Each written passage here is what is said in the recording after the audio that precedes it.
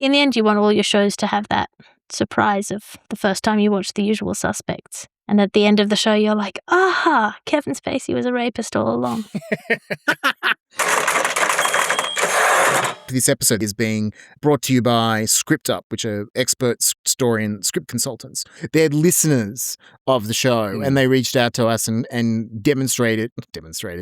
Being fans helped their cause, but what got them across the line is the fact that they offered us use of their services, and you and I just finished a script that we needed independent feedback from. We got an amazing detailed report from them, but for me, what most sort of coverage and competition and feedback services lack is that actual back and forth and to and fro on stories. And ScriptUp builds into their feedback an actual Zoom call, which was fantastic. So if you're looking for an experienced, independent insight into how your story is working or not working, consider using ScriptUp. Yeah. And they don't do any of that promise of access bullshit. Like, if you pay us X number of thousands of dollars, there's a chance that we may just circulate your script to blah, blah, blah. So they're just about making your story work. And if you tell them that Draft Zero sent you by using the promo code DZ10, as in the letters D, Z, and then the number 10, you'll get 10% off. Look, just see the link in the show notes with the promo code in there. And now for Front Matter? Isn't this the front matter?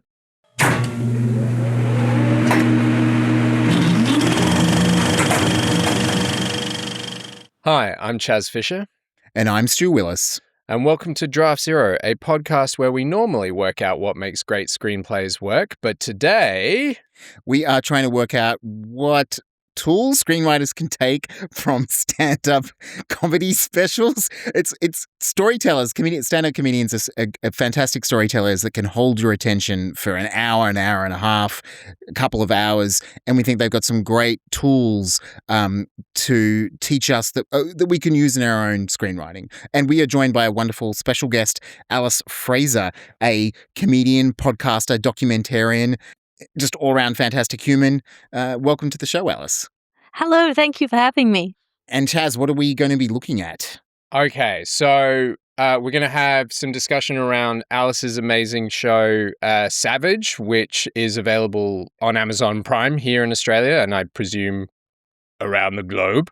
And in podcast form as well, isn't it? It's still in podcast form, get through ABC. And we're also going to look at the specials NANETTE by Hannah Gadsby, Baby COBRA by Wong, and It's the Fireworks Talking by Daniel Kitson. All right, so why did we decide to do this, Chas? Maybe because we're all in lockdown and we all just needed to inject 6 hours of comedy into our veins. And more interestingly, why did Alice decide to join us? I am also in lockdown, and my motivation is much more sinister. By analysing comedy, I promise to take the joy out of it for you. I'm just sharing the pain. So there's two interesting things that audiences should know about you. Which is that you, and I'm quoting you, is you've got this view of the world that's the empirical versus the poetic. And as we talked about in our pre-talk, Draft Zero is about finding the empirical in the poetic. And more specifically with your show Savage, you've translated it from a stage show into a stand-up, a recorded special, and also that you are looking at developing it into a series, right? So moving it from stand-up into drama. So it's that kind of combination of the analytical mind, but thinking about how the slight differences in long-form storytelling. So it is, stand-ups are long-form storytelling, right? And it feels to me that they use some techniques that are similar and some techniques that are different from drama. And, we spend a lot of time thinking about screenwriting and talking about screenwriting, but we're very specifically looking at drama as kind of a meta genre of what we're talking about. And just as a note, this originally started as because we were interested in talking about Bo Burnham's Inside, but we watched it and don't feel like it's a comedy special in the way you think about it. It's kind of like a film essay like F is for Fake or Sans Soleil that draws inspiration from comedy specials. So we might talk about it, but it's so much more immersed in film form. And where what you do when you see Alice's show, other than you pulling out a ukulele occasionally, doing a little bit of music. Yeah, banjo, sorry. How dare you? Yes. You are largely holding people's attention with just the story that you were telling. So, I mean, let's talk about the process of translating to a show, because I think taking Savage, talking about what Savage is, and then moving into the show before we analyse Nanette. Yeah. Now, Alice, do you want to pitch us what Savage is as a stand-up show, or should we go to the Wikipedia summary and read it out? Oh, God, I don't think I could bear a Wikipedia summary. It's a show about loss. So there are going to be points in this show where you're not going to be sure if you should laugh or feel sorry for me. I suggest you laugh. If you don't laugh, this shit still happened. But it will have happened for nothing.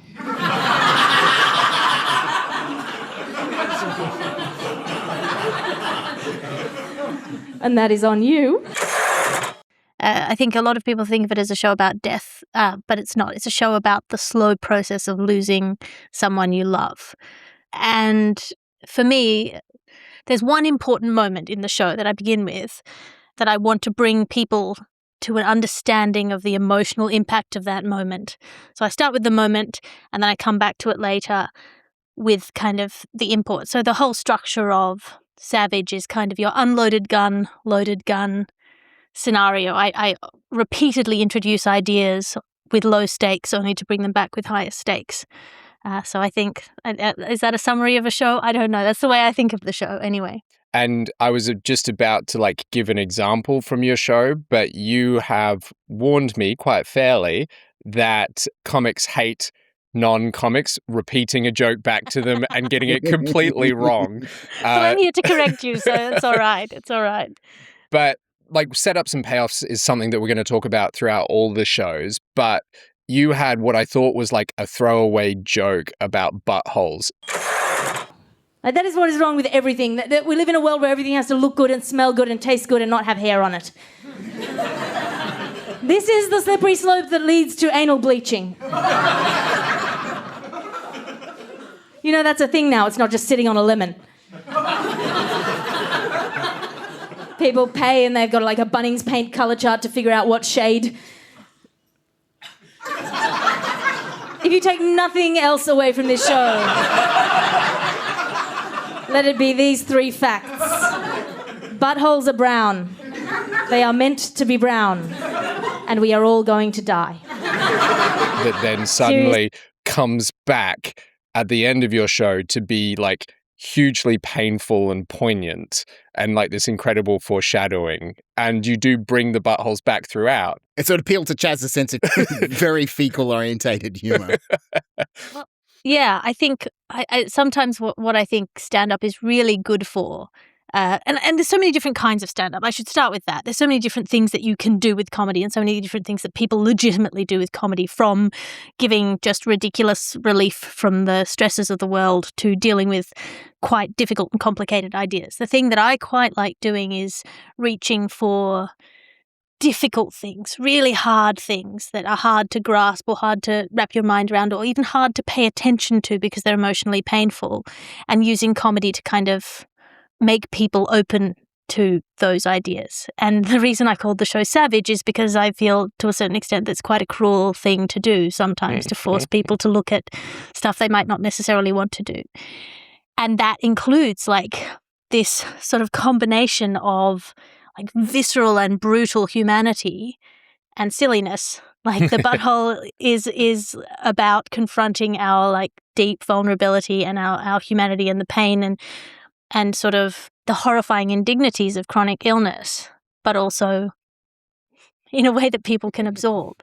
It does make me think of I think that kind of structure of starting with something that's either the silliness or seemingly slight and then pushing deeper and deeper is something that I think all the comedy specials that we're going to look at do. I mean, and Savage no exception. We should say that, yes, there are many different types of stand-up comedy, and obviously Chas and I in our filtering have picked stuff that is got a larger pattern to it, right? That all of them on some level come full circle, right? Is the very basic structure. We didn't pick something that's just a series of skits, for lack of a better word. And you know, I mean, we're possibly going to be using the incorrect non-comedian jargon for this kind of stuff. And also that kind of like a theme. They're all of the specials are really focused on some kind of unifying idea, right? And I don't think Savage is any exception. But when you structured the show, this is what I'm kind of curious. I don't want this to turn into an interview, but it's really interesting to hear you talk about it because I think it'll help us analyze how other people do it. Did you start off with that kind of circular structure and go, I'm going to start off with something that's offhand, the unloaded gun, and then you're going to load it, or tightening the spring? So part of it is just feeling out the audience as you go. The story of me doing the show the first time was that Mum was in the palliative care ward, and I rang the Sydney Comedy Festival and said, I cannot do a show. I can't do a show. And they said, Shane Smith at the Sydney Comedy Festival, I'll always be grateful. He said, you can cancel until 5 minutes before the doors opened. So don't worry about it. Don't think about it. And so I went in and I literally had printed out all the jokes I was working on at the time, all the jokes that I was doing in sets and all the jokes that I'd written and tweets and everything. And I printed out this story about my encounter with the guy who I called Dick in the show. And I had 2 stools, one on each side, and I was, how many jokes do I need to tell before I can tell another bit Dick of joke. this story? Yeah. So before I can sort of smack you in the face again. So it was the initial kind of feeling out of the show in the very first kind of trial of it was just that, trying to balance out how much I could demand of them and how much I needed to make them feel comfortable again.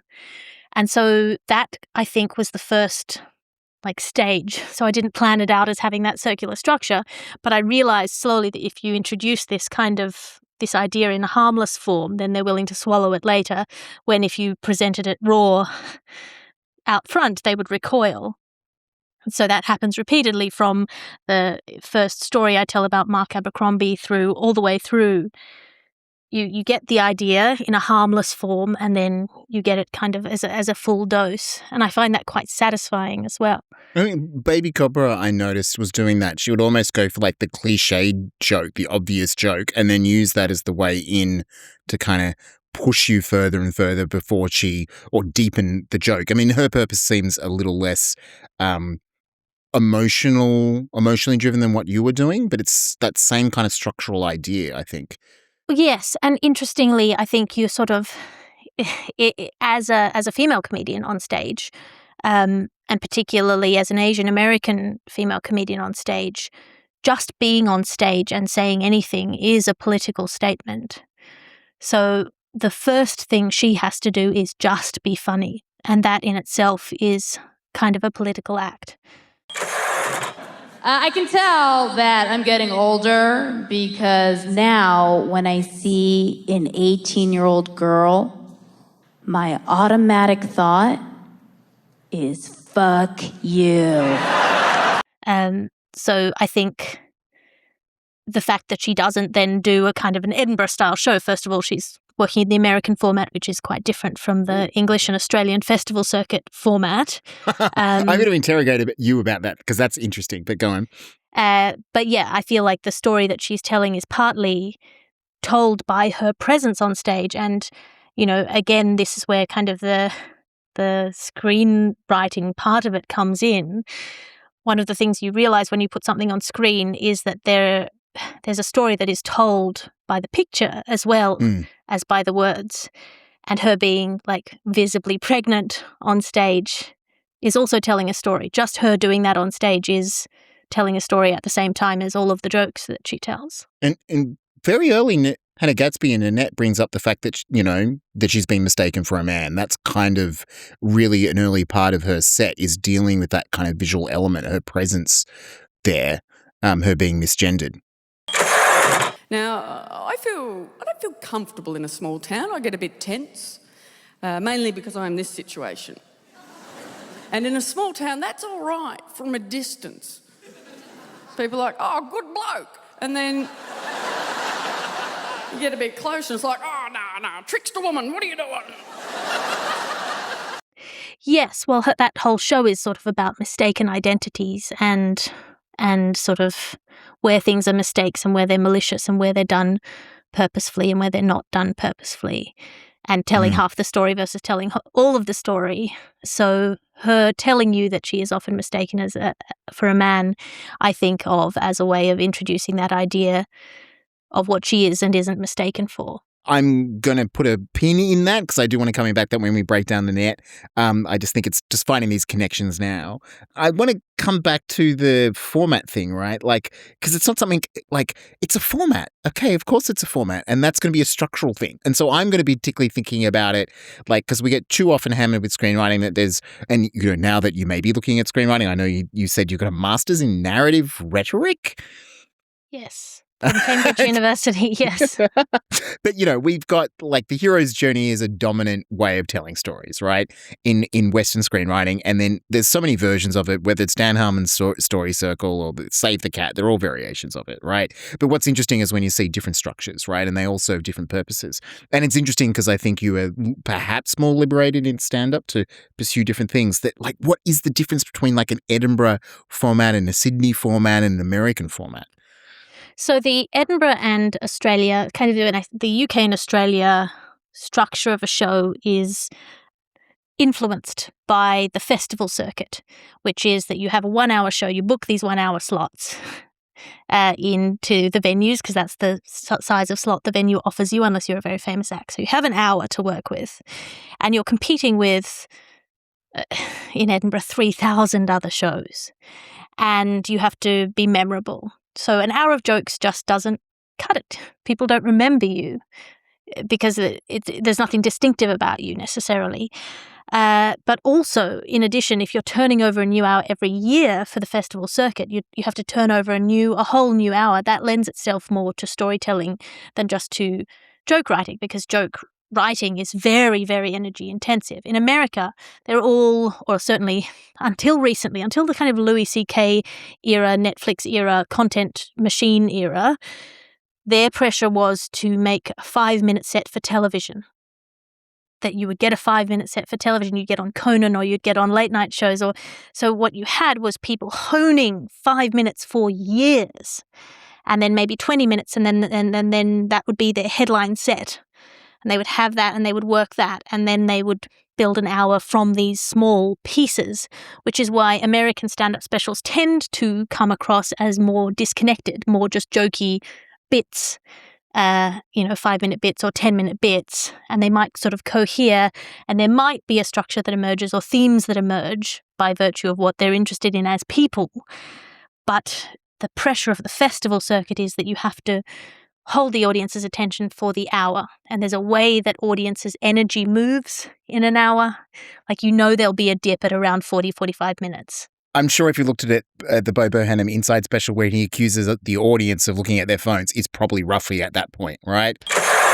Do I have your attention? Yes or no? I bet I guess the answer, but I don't want to know. Am I all in the background? Are you on your phone?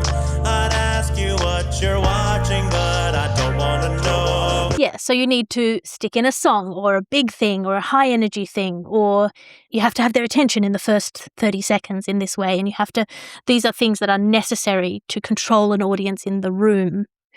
And that also influences the structure of the show. Whereas in America, in an American special, they might not be thinking like that because they're not used to doing the show as an hour. They're used to doing it as 10-minute bits in clubs. So you must have performed Savage at a guesstimate hundreds of times before the recording that's on Amazon? Yeah, so I would have done it at the festivals, and then I recorded it for the ABC as a podcast, the Trilogy podcast, and then brought it back again. It would have been about a year after that, which was very surreal because you're not used to thinking of them as something that you bring back. So was that part of why because you told us that you were reluctant to take it from stage to screen? Was the revisiting part of that reluctance, or was it actually something to do with the form that you were pushing against?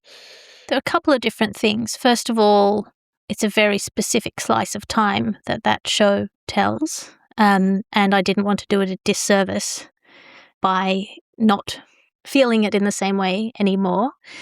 The second thing about it is that I feel that the screen flattens stand-up.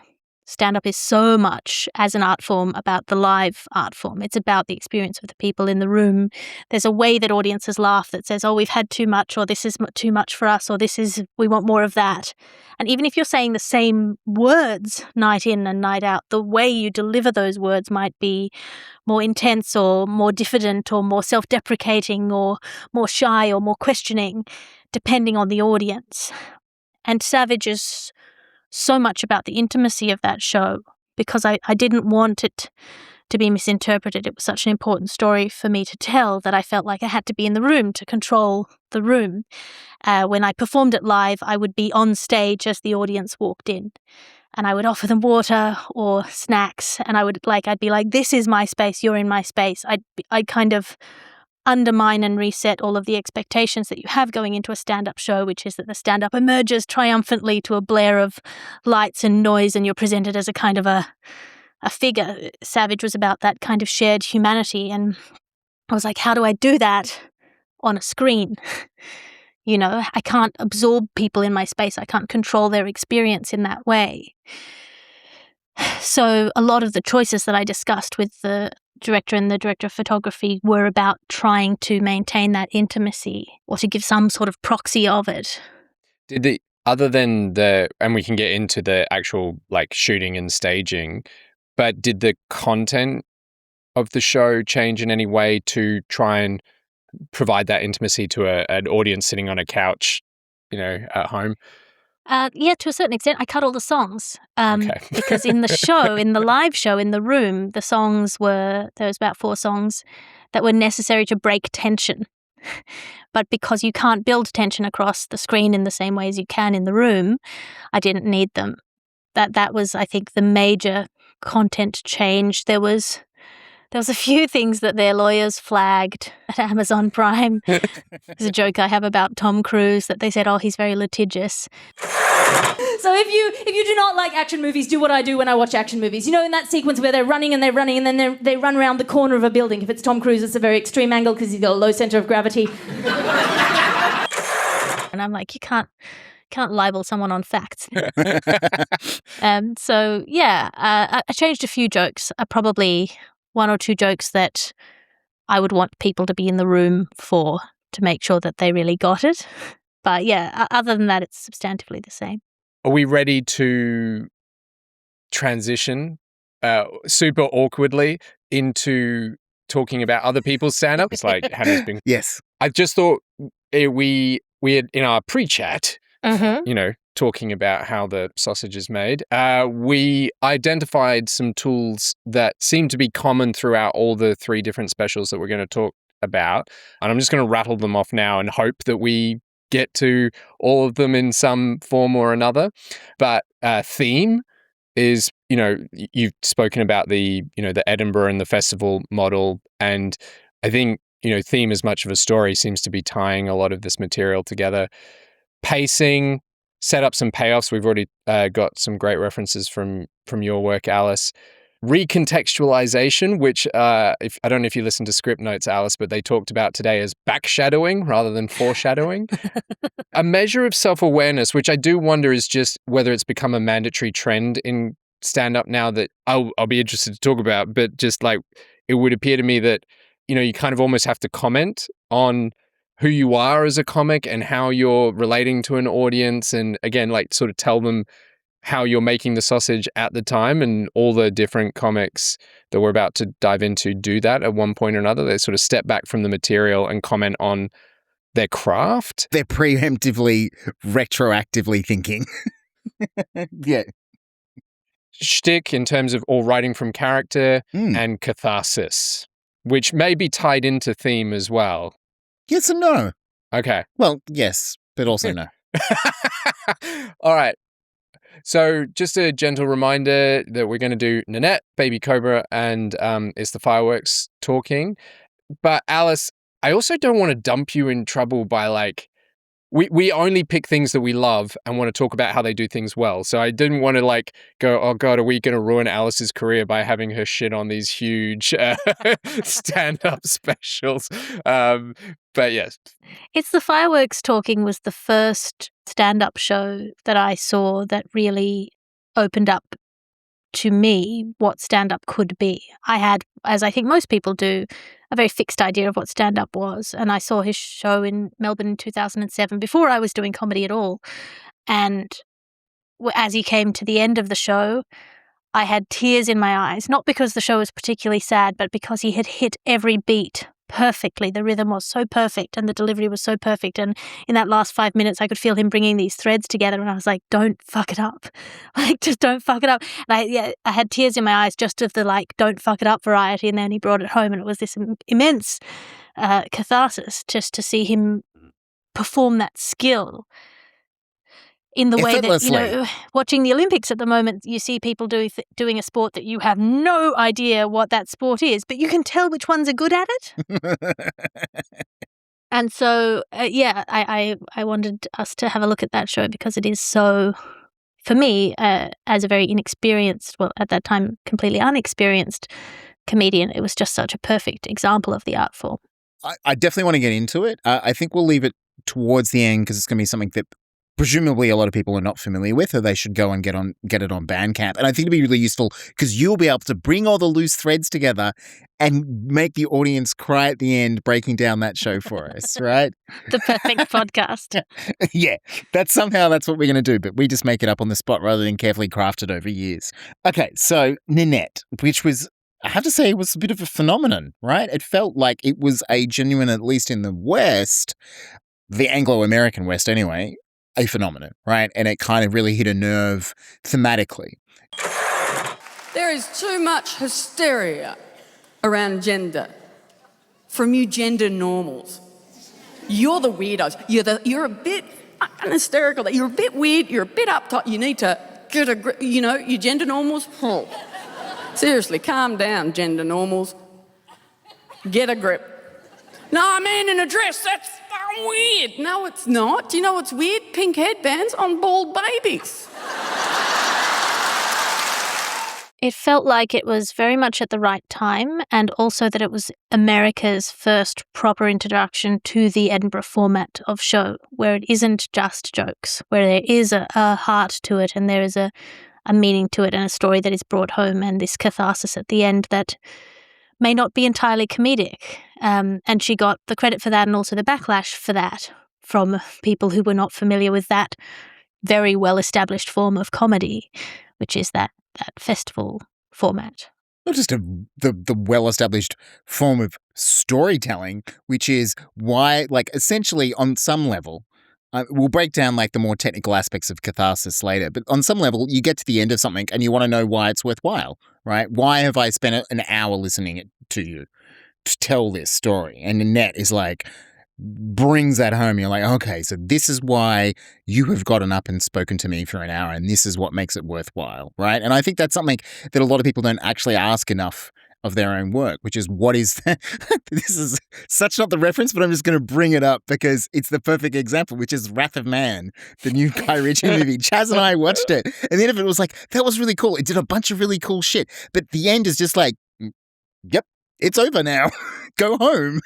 Like, that's it. That's the ending. And I'd love a good action movie, but it didn't even bother to try to have like some kind of like family moment. You know, at least Fast and the Furious, that's becoming a running joke, but at least it tries to make it about something, you know? It felt like a lot of the pacing choices in Wrath of Man were distancing you from the central character. And the affect, that flattened affect of American masculinity was so all-pervasive that it showed no emotional depth at all. He expressed his happiness in the same way as he expressed his sadness, which was, through inarticulate grunting. Well, I mean, Stu, we're kind of talking broadly about theme here. Like, why have we just watched what we've just watched? And for me, for screenwriting, like I've got a strong theme idea coming in, but I know a lot of people don't. There's no right or wrong way to do it. But my theme nearly always changes. Like, I get a better idea of what I'm talking about after having written it, and Alice, like you were so clear about Savage is about a show about loss. Did you know that going in, or was it something that came from the creation of it? Savage was a while ago now, so it's hard, and I was very sad when I wrote it, so it's hard to remember. But most of my shows, I'll think that I know what I'm writing about, and then about 2 weeks into performing it every night at a festival, I'll be like, "Oh, that's what it's about." It reveals itself in that way. But like this kind of what you're calling theme, this kind of pathos thing, this like. It's really, I think for stand-ups, that old school Aristotelian rhetorical structure is a good way to think about it, which is that you have the ethos and the logos and the pathos, and they all have to be present. Ethos being the comedian telling you who they are, and they can tell that to you either by how they look or by the jokes that they tell or by explicitly being like, hey, a funny thing about me. This is a thing, that's a thing that all comedians do. They tell you a little thing about themselves. We've mentioned what Hannah Gadsby talks about, the misgendering. We've talked about Bo Burnham. It literally starts off with his song, I'm healing the world with comedy. Healing the world with comedy, the indescribable power of your comedy. The world needs direction from a white guy like me. Bingo. Who is healing the world with comedy. You've got Baby COBRA, as you talked about. She steps on the woman as steps on the stage as a pregnant Asian woman doing comedy. Hello. We are gonna have to get this shit over with because I have to pee in like 10 minutes. And Daniel Kitson, it's a little bit more interesting what he does there. I'm trying to put my finger on it. It's got a title, this show. It's got a title. It's the Fireworks Talking. That's what it's called. It's the Fireworks Talking. And it's called that for various reasons. Not least, I think, because if we want our words to resemble anything in our brief time hurtling through space on this planet, then it's fireworks, isn't it? We want our words to be explosive, to be beautiful, to be transient, to be disproportionately moving when set to classical music, It's also because I'm listening, because it's an audio stand-up, not a visual one. But I think there's this sense of him just starting, I don't know. So visually speaking, for if you see him live, he comes on very disheveled and very sort of professorial. He's always performed as a 45, 50-year-old man, even when he was in his early 20s. That's his thing. It's a non-threatening kind of persona, which allows him to play with status in the way that he does. That he has also the stammer as well is a way of, it's not that he has a stammer on purpose, but he uses his stammer and he plays against it. It gives him more room to be high status on stage. And every time he's high status, it's a surprise. So he's low status playing high status. And that's interesting. I'm going to write that down, I think, because I reread that Keith Johnston chapter this week on status. Anyway. And then you have logos, which is the structure, and then pathos, which is why are we watching? Why do we care? And that's what logos, you're talking about. Yes, but so let's just repeat those three things again for me, if you don't mind, because these feel like this is actually what we're talking about. Ethos, logos, and pathos is what I think about. So ethos being who you are in relation to the audience. Why should they listen to you? What's your position? I'm a maths professor and therefore I can talk about this maths subject. Logos is the structure, and that's the joke structure. Are the jokes funny? Do they work as jokes? Does the story make sense? Does the story follow? If it is non-linear, are all the pieces in place? Do they come back in a satisfying way? Does the logos work? And then pathos, why do I care? And that's, that can be sad, or it doesn't need to be sad, but it is incredibly important. If this math professor is telling you maths problems that all make sense, I don't give a shit. Are these maths problems relevant to my life? Maybe I give a shit. Yeah. To bring this back to NANETTE and sort of, I guess, render it down to let's apply these to the practical example that we've got. She was. I mean, this will connect to what you're going to say, but I would just want to inject. I think the reason that theme is interesting and pathos is more useful is I think theme, in the way that we think about it has two separate meanings that are related. I think there's theme as like the organizing principles of material, okay? That you can have a theme where stuff is organized by color, or melody, or I'm just using examples in other artwork, Or it's an hour about cars, but actually it's about family. Yeah, exactly. So it's a unifying principle. And, something like, I'm going to use Inside because it's so visually obvious. It's literally called Inside, and he's inside a room the whole time, even though there's, Chas and I had a discussion about this. It's like, there's no bathroom. The kitchen's got stuff, but it's not food. It's clearly this artificial unifying idea of being inside and representing mental illness getting to the pandemic, right? But, Baby Copper and Nanette and Fireworks, by the title, has got these unifying elements, these little threads of storytelling they come back to. And I think Nanette has got those unifying elements that they bring together, but you don't always, seemingly some of the tangents are only connected, like they're just like branches of the story that don't connect to the ending, but they kind of fit within the unifying theme, which I think is something that screenwriters can take, is they don't actually think enough about the unifying elements. Like we joke about Fast and Furious, but that's what that franchise is. It's got an incredibly powerful theme, which is about family. It's about cars. It's kind of like an action movie, and that's what brings it all together on top of the meaning. But I think Nanette's got a bunch of those kind of unifying elements on top of its pathos. Well, it also, having those kind of moments, even if they don't really connect or pay off, which sometimes they do, sometimes they don't, but the amount that people will bring to it, if you give them these points of connection, is amazing. So much of the work of Savage is done by the audience. So much of the work of Nanette is done by the audience, because even though Hannah Gadsby speaks very explicitly about her experiences and her trauma, she's not telling the whole story. She's allowing you to understand the whole story with your own stuff, Definitely. You've spoken about how pauses are so important in your stand-up because it's about audiences, filling that gap. But in terms of, Stu, what you're saying for theme, I think, the word theme is like kind of too broad that it almost becomes useless at a certain point. But for me, the pathos thing, like, why should I care? And the logos thing, like, how is this structured?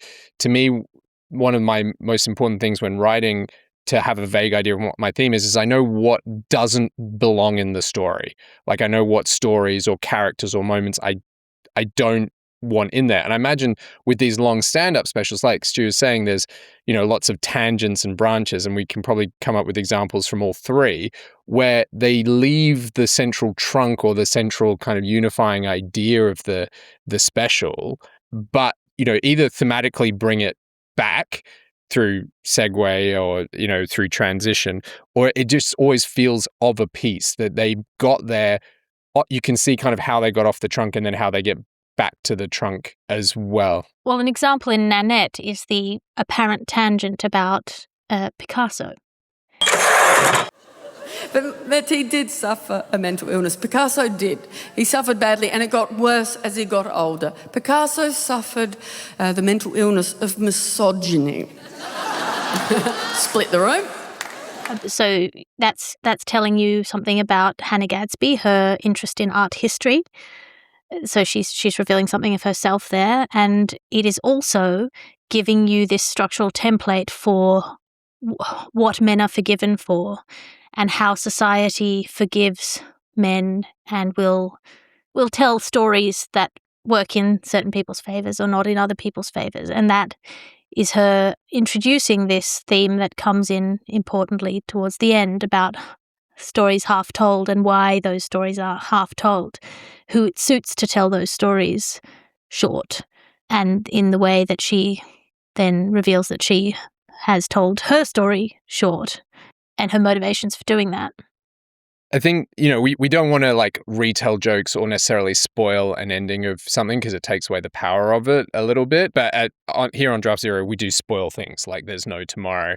But just to give some context is like almost the first half of Hannah's stand-up of Nanette is, a series of connected jokes and bits, but it stops, she starts alternating between stand-up and like just pure kind of anger and emotion without trying to make anyone laugh at all. And as she's going, she's commenting on deliberately on, whether she's trying to make people laugh or not. To the men in the room, I speak to you now, particularly the white men, especially the straight white men. Pull your fucking socks up. How humiliating. Fashion advice from a lesbian. That is your last joke. And to me, one of the unifying structures of it, that she comes in quite early on, but it's not in the opening few minutes, is I'm quitting comedy. I do think I have to quit comedy, though. And seriously, and it's probably not the forum to make such an announcement, is it? In the middle of a comedy show, but I have been questioning, this whole comedy thing. I don't feel very comfortable in it anymore.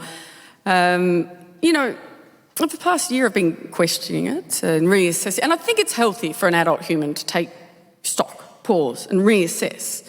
And when I first started doing the comedy over a decade ago, my favourite comedian was Bill Cosby.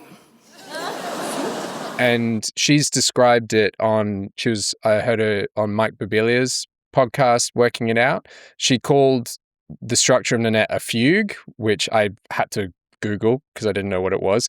But it's a musical contrapuntal compositional technique in two or more voices built on a subject, a musical theme, that is introduced at the beginning in imitation, repetition at different pitches, and which recurs frequently in the course of the composition.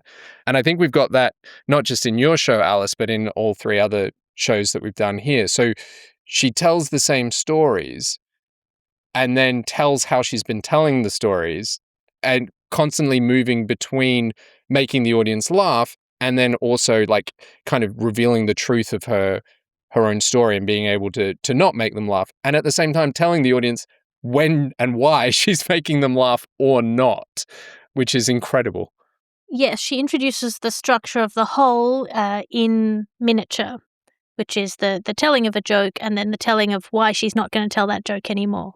Why that joke is no good. Whether it's her self-deprecating and then telling you why she's not going to self-deprecate, all the way through to this story that she told at the beginning and then she tells the full version of at the end.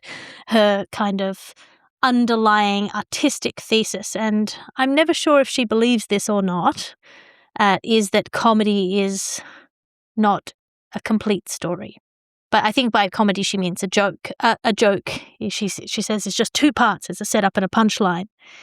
And that is doing a disservice to the complexity and then the fullness of stories. And I don't know how much I agree with her about that, but it's certainly a very powerful message that special puts across. As I said, we'll probably play excerpts rather than me butchering the material.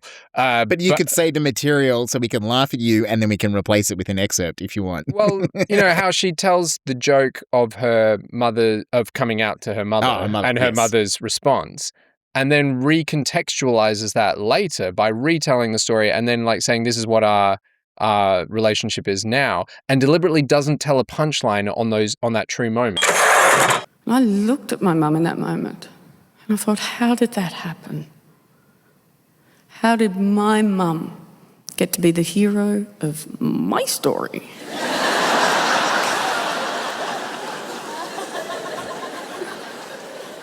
She evolved. I didn't. I think part of my problem is comedy has suspended me in a perpetual state of adolescence. The way I've been telling that story is through jokes. And stories, unlike jokes, need three parts, a beginning, a middle, and an end. Jokes, only two parts, a beginning and a middle. And what I had done with that comedy show about coming out was I froze an incredibly formative experience at its trauma point and I sealed it off into jokes. And that story became a routine, and through repetition, that joke version fused with my actual memory of what happened. But unfortunately, that joke version was not nearly sophisticated enough to help me undo the damage done to me in reality. Punchlines need trauma because punchlines need tension, and tension feeds trauma. That is definitely like a joke structure to me, you know, a set-off, payoff, reversal, right? There's a setup, which is the joke, the original. There's the payoff, which is like, I'm going to tell the emotional payoff. And there's a reversal, which is like you're going, oh yeah, her mum is really sweet and she has evolved. And she's like, she even takes that away from me. And then she kind of like undermines it a bit. But that's interesting because she jokes, makes a serious comment on the joke, and then jokes to let the tension off the hook, and then deliberately removes that final joke at the end. That's kind of what Jim in there. It's ABC, ABC, ABC, AB, right? Is kind of like unresolved. If you think of musically, she is finishing on the discord as the structural idea. I mean, it's beautifully structured. I mean, this is why we're doing it first, because it is a astounding piece of kind of storytelling that feels so effortless when you watch it. And I'm sure it was anything but effortless on top of the actual trauma she had to experience. Look, I'm just going to speak freely. It is interesting that I find it harder to speak about these stand-up shows than I do movies because the connection with the creator is stronger, right? So I feel like I can, not that we praise the work of other films all the time, and we try to not be negative in terms of what we talk about from storytelling. It does feel like, we're commenting on someone's work that is intimately connected to who they are. And that's something that we fail to do with Pablo Picasso, right? We have, like, as in we fail to not to see the person connected to the art. We always separate them. And I'm just going to say, it made me think of David Bowie because there are stories about David Bowie and he seems to get a free pass. Well, yeah, it's an interesting thing with stand-ups, and that's part of the way that different stand-ups deal with that intimacy is always interesting to watch, whether they do create a persona to give them some distance from the audience, or, you know, even just a joke is a shield between you and the audience, or it can be a door between you and the audience. It can be an invitation, and depends on how you use it. And I think certainly in Nanette, Hannah Gadsby has comments on the fact that she has been using jokes as a distancing mechanism, as a way to distance herself from her traumatic experience, a way of rewriting those traumatic experiences, a way of getting the dig in before other people do. This self-deprecation is a way of distancing you from yourself because you are making fun of yourself, which in itself implies a distance.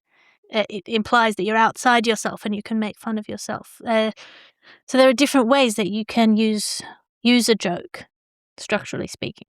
I noticed you doing it a lot in Savage where, you know, you'd hit us with this huge emotion bomb and you'd let us sit with it, and you would nearly always pull us out of it with a relatively quick joke. This is going to sound terrible, but you've told us already, like, you've got the benefit of when you're writing stand-up shows, you're performing it again and again, and you can feed off the audience. The trick that we aspire to as screenwriters is to develop that level of control and manipulation of the audience without, unless you're in animation, that iterative process of being able to test it and do it over and over and over again. And, you know, there's obviously ways of like staged readings and things like that to try and approximate that process. But I do think the control that all of the specials that we're looking at today exhibit over their audience, that is something that we can aspire to in long form writing. Yes, certainly it's a really interesting process to watch yourself do stand up after you've done it. That's extremely surreal and weird. So there's different forms of the iterative process. As a director or a screenwriter, you get to change things and you get to see them done or shift them or change the order of things post hoc. Whereas in stand up, you have to kind of run the whole thing through, or, you know, if you're doing it American style, run 10-minute bits in different clubs and then stitch them together in the order that you think is right. That would be so strange, because a lot of what makes all these specials, to me, special is their transitions, right? Like, so Hannah got onto the What Picasso. a transition, Chas! Thank you. Like, Hannah gets onto Picasso and earlier onto Van Gogh, you know, Van Gogh she was talking about. Yeah. She's already seeded the idea of Van Gogh, right? Because she connects that to mental illness and a guy being like, you can't take your meds. So she seeds that idea. Then she brings up the art history. There's nothing else I can do. I've got a degree in art history. Right. That's the structure, right? So she's already connected thematically unifying elements, connected art. Well, both of them, she gets to them because she's talking about quitting comedy. Like in the first one, it's a guy who's come and given her some, not feedback, but an opinion on her show just after doing it. And the next time she's saying, as you said, Stu, what would I do with my life? But she uses that kind of the logos of I'm quitting comedy and leaves us at the end with why she's quitting comedy. Like, why should we care that this person in front of us, ostensibly, we came here to buy a ticket to be comedied at, and we're getting told why no more comedy will be forthcoming. I mean, what a great central dramatic question, right? Like going and just out there and going, I'm quitting comedy. And you're like, really? Are you?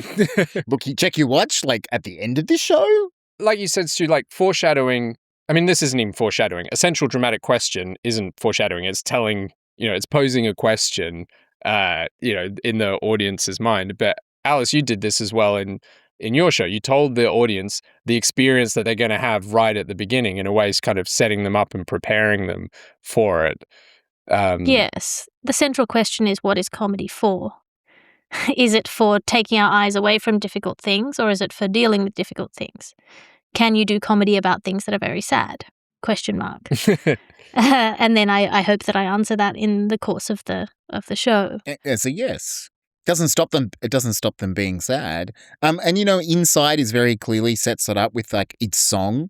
I mean, it's almost like a musical I Want song where it's like, I'm healing the world with, what is it? I'm literally healing the world with comedy metaphorically, right? Yeah. And that is actually a question. It's like, are you going to heal the world? And there's also just that running question of like, can I complete this special? Like, we know he's completed the special because we're watching it. We're watching it, right? And it's very deliberate. I mean, it's a tangent back to, but I think it's very deliberate at the beginning. It's just like written, performed, and directed and edited by Bo, and it's just that at the beginning, and at the end you get the credits for all the online editors and the sound mixers and the colorists and the rest of the team. But part of the shtick of that, the ethos. Am I saying that correctly? Is it ethos? Ethos is the positioning. Yeah. I've just combined it with the ego from Freud and got ethos. Well, I mean, that is the other question: is can you do a show that's entirely up your own ass? Apparently so. And people will love it. But that's part of, like, that is an ethos, that is a presentation there. And what's interesting about the Can I Quit comedy is that something that's very personal to her in the ethos, and your thing about I've experienced loss. And I'm sorry, like, not only are we talking about a comedy, I just talked about my uncomfortableness about talking about people's stand-up show. I'm talking about a stand-up show that you wrote about loss. So I'm hopefully not going to step on any landmines. And then you're basically exploring that question for you, right? These are questions for you. And in some ways it feels like Hannah is debating within in that kind of rhetorical sense between the positions of, is there value in comedy, right? I'm Quitting Comedy comes from her having come to a conclusion, but it seems the show's structure is literally debating the value of comedy. I don't think Baby Cobra has that. I don't think, and it's going to be interesting to look at, because I actually think it's an example of the American style, which is it's more of a series of like 10-minute bits strung together thematically. And it does an attempt of pathos at the end. And also the nature of that American style is it's more explicit. One of the things you notice if you perform to an American audience is that they are very polite. A mainstream American audience. There are, of course, alternative rooms all over the place, and this is a very generalized statement. They like to know when to laugh. They like to have a punchline that's very clearly set out for them. They like that rhythm of stand-up that's familiar to them, so that they know when they should laugh and when they should stop laughing.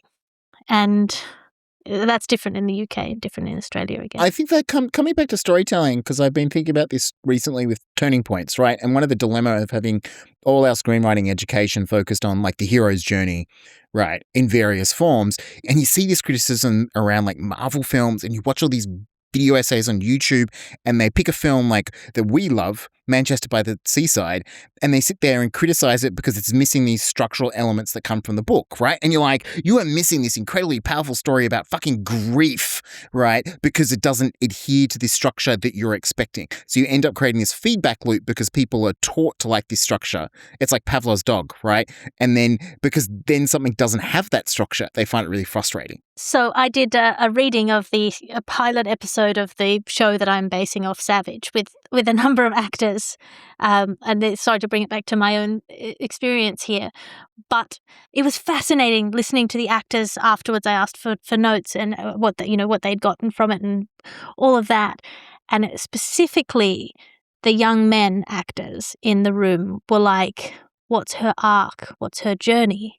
How does she feel about this? And why isn't she following her dream here? And all of the female actors and the older men actors, I didn't have to say anything. They were like, it's so obvious what is motivating her. She's just getting through the day. She's, all of these different competing interests. And then I got these notes afterwards from these screenwriting friends who were like, well, you need to show her development over the course of and by her, I mean the character that's based on me, so it's all very stressful. Over the course of the episode, that she has to change and learn and grow and be moving towards a goal. And for me, the whole point of that episode is to show this person who is in a trap. In that the context of it, in this broader version of Savage, in this broader universe of Savage, is that she's looking after her mum, she's working in a law firm, she's doing stand-up, and she's trying to keep everybody happy. She's doing all the right things, and she cannot, it's too much. She's completely trapped by all of these competing wants and needs, and her journey is irrelevant. She's completely in this trap of her own making without ever having done anything wrong. And if there's an arc, it's just her realizing the corner that she's backed herself into. But to have that be so evident, and obviously this is down to my very rudimentary, screenwriting skills. I have no screenwriting skills, but just for me that this, the criticism I got was very screenwriting 101. According to this script, we need to have this arc. And in my head, I'm like, well, I need to listen to these people because they're the ones who actually know what they're talking about. But equally, I don't want there to be an arc. I want this to be I want you to see that this is a frustrated arc. I want It's Don Draper. You don't watch the pilot episode of Mad Men and go, wow, Don Draper didn't really learn from his experience, right? What changes is our understanding of it. The pathos in Mad Men isn't the actor changing. It's us going, it's deliberately bookended by him from every of the pilot. It's him waking up with a mistress and then going home to his family, right? That's kind of the journey, but he doesn't change. He doesn't change for 7 seasons. Right? But that's interesting because it comes back to what you're talking about with ethos, right? And the presentation and also our expectation of characters, right? And her being a woman on stage in the Sydney Opera House and also then presenting to American audiences, it's all very connected that we for so long male characters have allowed to be unchanging and the kind of this writer called the steadfast arc. Okay, so a character doesn't change and they change the world around them. Okay, so and it's usually because they hold some kind of truth. Hunger Games is a great example of that. She doesn't change. Jennifer Lawrence's character, she just convinces everyone that she's right and then you can stand up. That feels so unusual because it's a kind of structural thing that we've attached to men, and it's interesting because stand-up, because it's so obviously more closely tied to the ethos that is being presented to us, that they have to kind of tackle that, that they kind of have to speak about the elephant in the room, which is literally them on stage, alone. Yes, who am I? Who am I to you? And surprisingly often you'll see a comedian address that directly and they'll say, I know what I look like to you. Next time you watch a stand-up special, see, I would say the majority of stand-ups at some point will go, I know what I look like to you. You are thinking this when you're looking at me. And that's the challenge when introducing any character in scripted storytelling as well.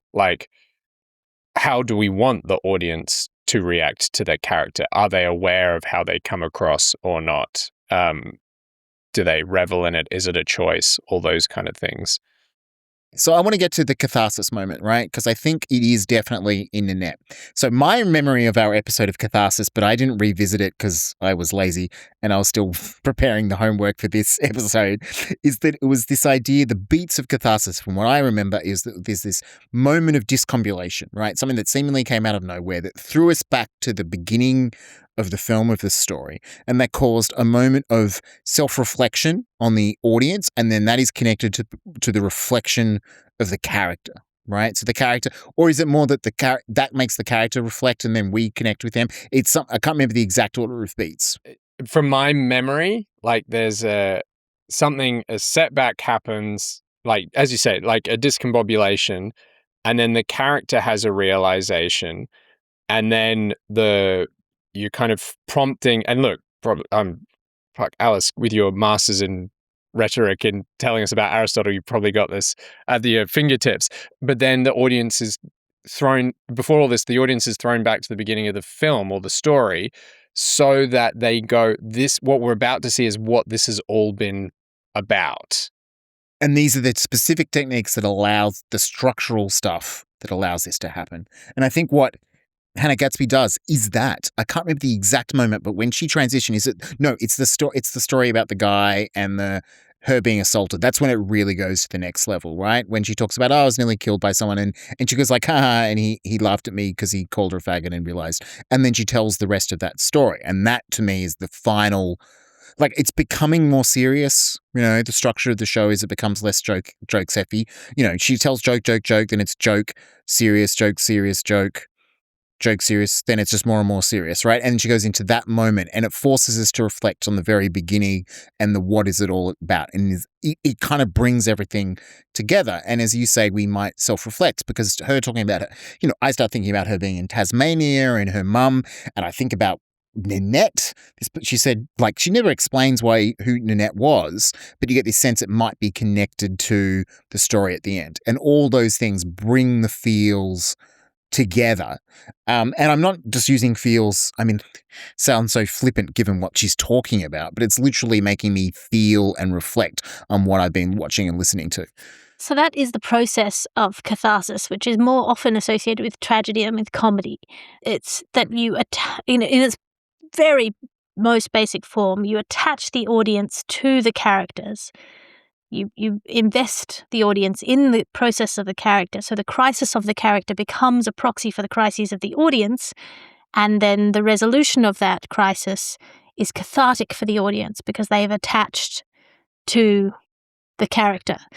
And so in that way, I think of the structure of Nanette as being this process of, she couldn't tell that story at the front of the show. She has to give you all of this context and build up so that when she reveals the second half of this story, you know who she is. And you know, you've witnessed her coping mechanisms, healthy and unhealthy.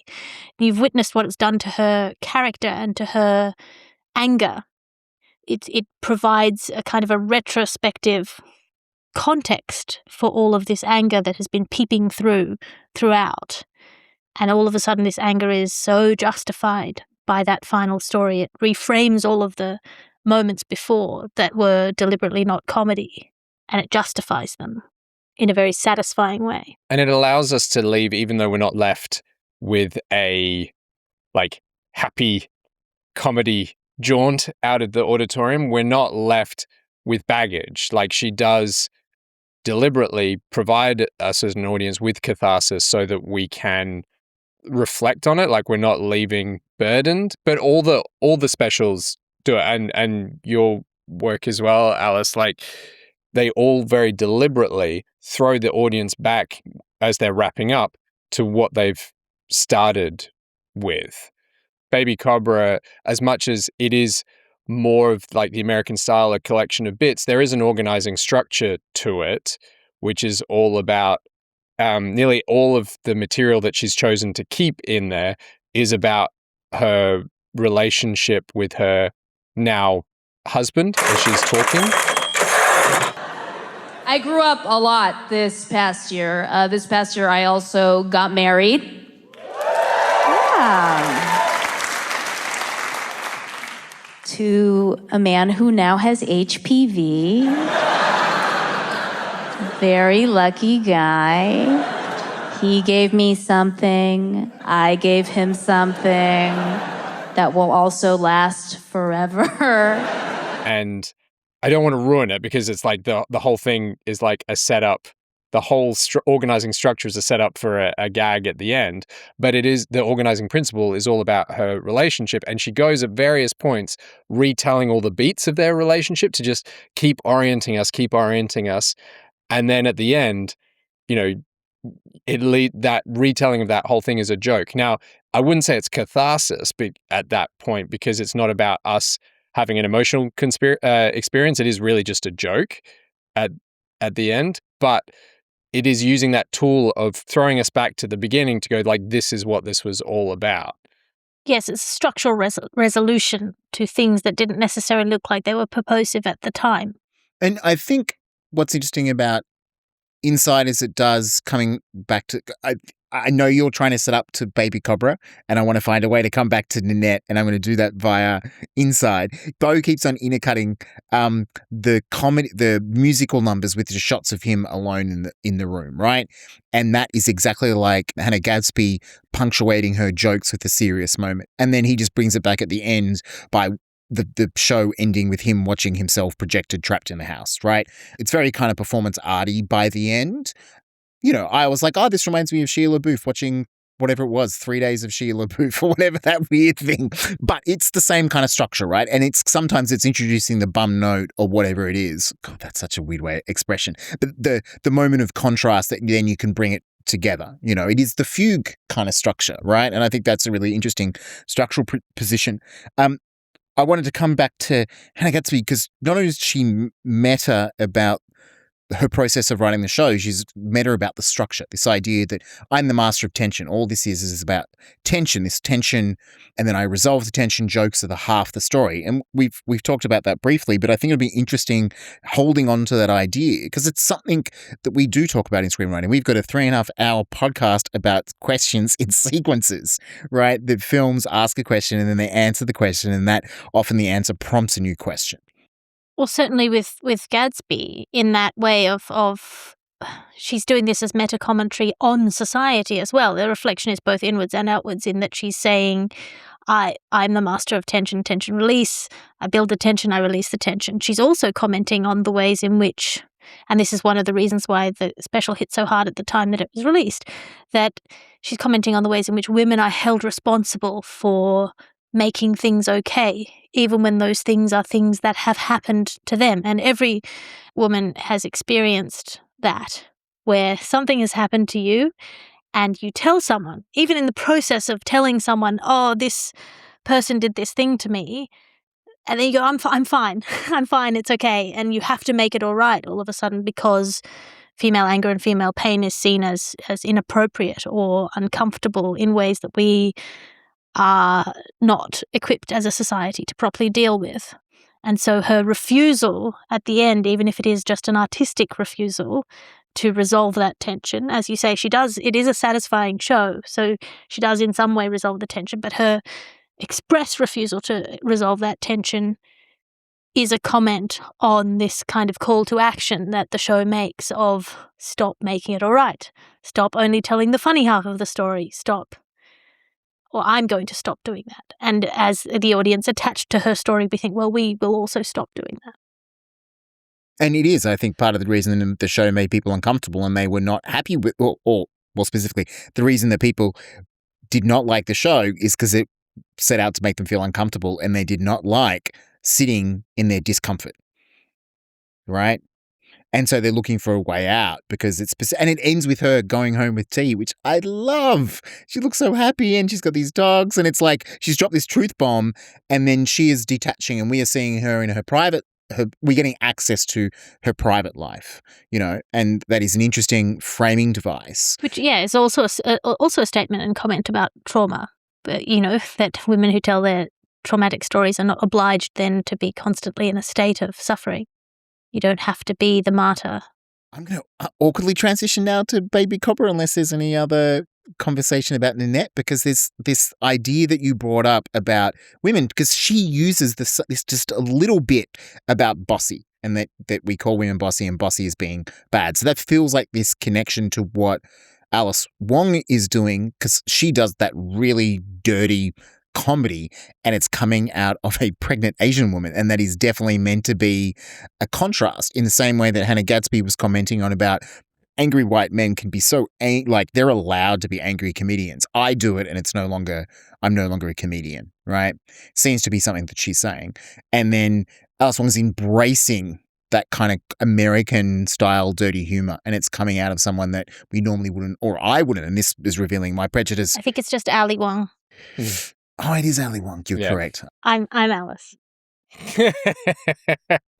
But, she is playing with that idea that she's a small woman telling these big jokes, and she's taking up a lot of space on the stage with her volume and her gestures. So, Chas, do you want to kind of summarize what the show is about? Yeah. Like I said, it's mainly a show about like how she got to be pregnant and married and like meet her husband. That's kind of like the story she keeps coming back to and ultimately resolves with, but it goes through a lot. I think she does less of the commentary. So there's only one point where she directly talks about kind of who she is as a person, as a female comedian. It's very rare and unusual to see a female comic perform pregnant, because female comics don't get pregnant. Just try to think of one. I dare you. There's none of them. Once they do get pregnant, they generally disappear. That's not the case with male comics. Once they have a baby, they'll get up on stage a week afterwards and they'll be like, guys, I just had this fucking baby. That baby's a little piece of shit. It's so annoying and boring. And all these other shitty dads in the audience are like, that's hilarious. I identify. And their fame just swells because they become this relatable family funny man all of a sudden. Meanwhile, the mom is at home chapping her nipples, feeding the fucking baby, and wearing a frozen diaper because her pussy needs to heal from the baby's head, shredding it up. She's busy. And she brings it back to a joke, which is like, in Nanette, Hannah's talking about quitting comedy. In Baby COBRA, she's talking about trying to retire as soon as possible. Like, she wants to stop working. Well, so that's the interesting thing from a screenwriting perspective as well, because so much of Ali Wong's special is about the typecasting that her audience, and particularly America, is very racially aware. When I started stand-up when I was living in New York, and so many of the jokes that are told are racial. Certainly they were in 2009 when I was there. It was an incredible thing to see as part of the culture. It's an obsession within the culture of people being very conscious of their demographic within that society in a way that, although Australia has its kind of racist issues, I don't think we have that quite as much, or certainly not to that degree, of people performing as or understanding themselves as their demographic rather than just as a person. And that all ties in with these ideas about privilege and so on that we can go into or out of. But let's say that this tendency exists in the American audience too, so that they will look at Ali Wong and they will think that they'll cast her in their mind as a type. And most of her jokes are playing against that type. So for us, is a thing that I don't know if you can do as much as a screenwriter, because so much of it, casting is about casting the right people who fit these types, who tell the story with their presence or their face or what they look like. But that's one of the great things that you get to do in a special, is if you understand how the audience sees you, you can play with or against that story. So what do you like in terms of her humor? Like I've watched the special 3 times now. Her brand of disgusting humor really does appeal to me. But she's got a running line about HPV. But I did it on purpose because I knew that he was a catch. So I was like, all right, Allie, you got to make this dude believe that your body is a secret garden.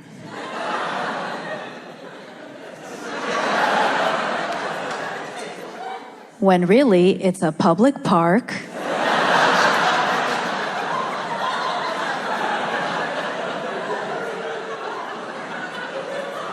that has hosted many reggae fests and has even accidentally let 2 homeless people inside. She's using these bits that seem kind of outside of the theme, but she does keep bringing it back to that structure in a way that I was very impressed by, in that I can now see it after hearing what you've said, Alice, how there are 2 kind of different formats to it, and I can see how this kind of fits. But when I watched it the first time, I kind of felt like it was like an Edinburgh special, like it felt like one story with just like tangents. I mean, it is very much a cohesive story, and that's due to her putting it together as a special like that, and being, I think that is a tendency now more and more in the American specials to come more towards this long form storytelling type thing. I think you can see, it's interesting because it's still in transition.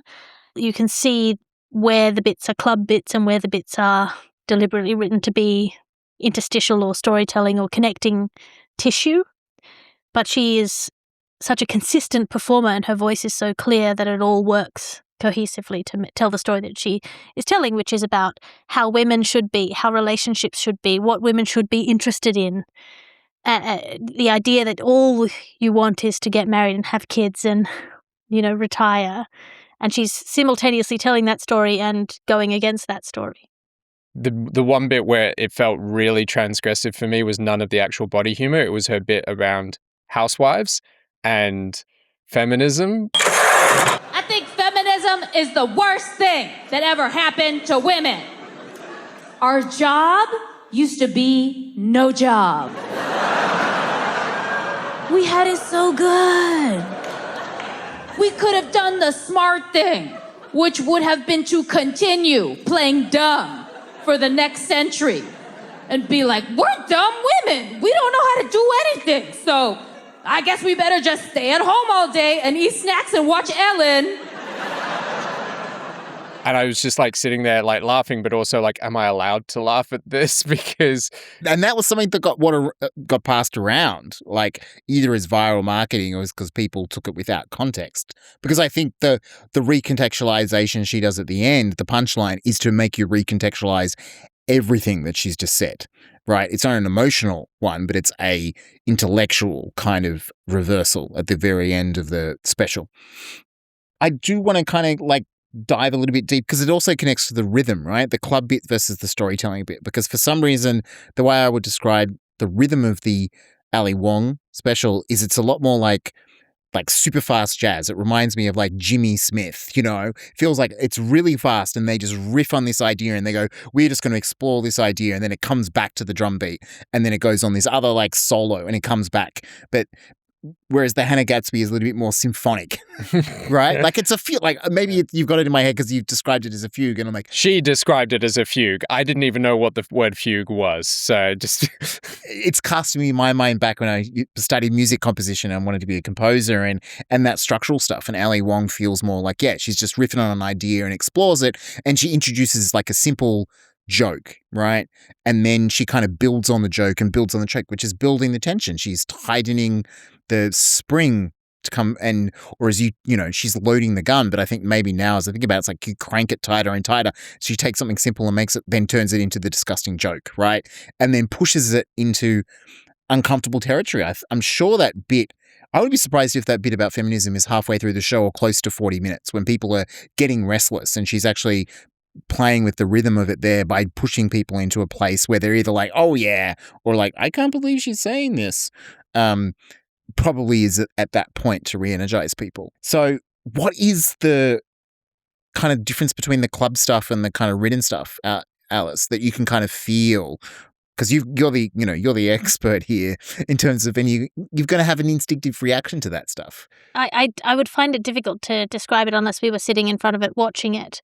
But there are these self-contained bits in there that you can feel that there's as you say, there's a joke and it's introduced, it's unpacked, it's explored to its nth degree, and then it's resolved and brought back. I would say I don't know Ali Wong's process, whether she has enough people to have done full however many full previews before she did the show, but I imagine that certainly at least each of those bits was done in a club as a bit, as a self-contained piece, that it holds itself together and it kind of is satisfying in itself.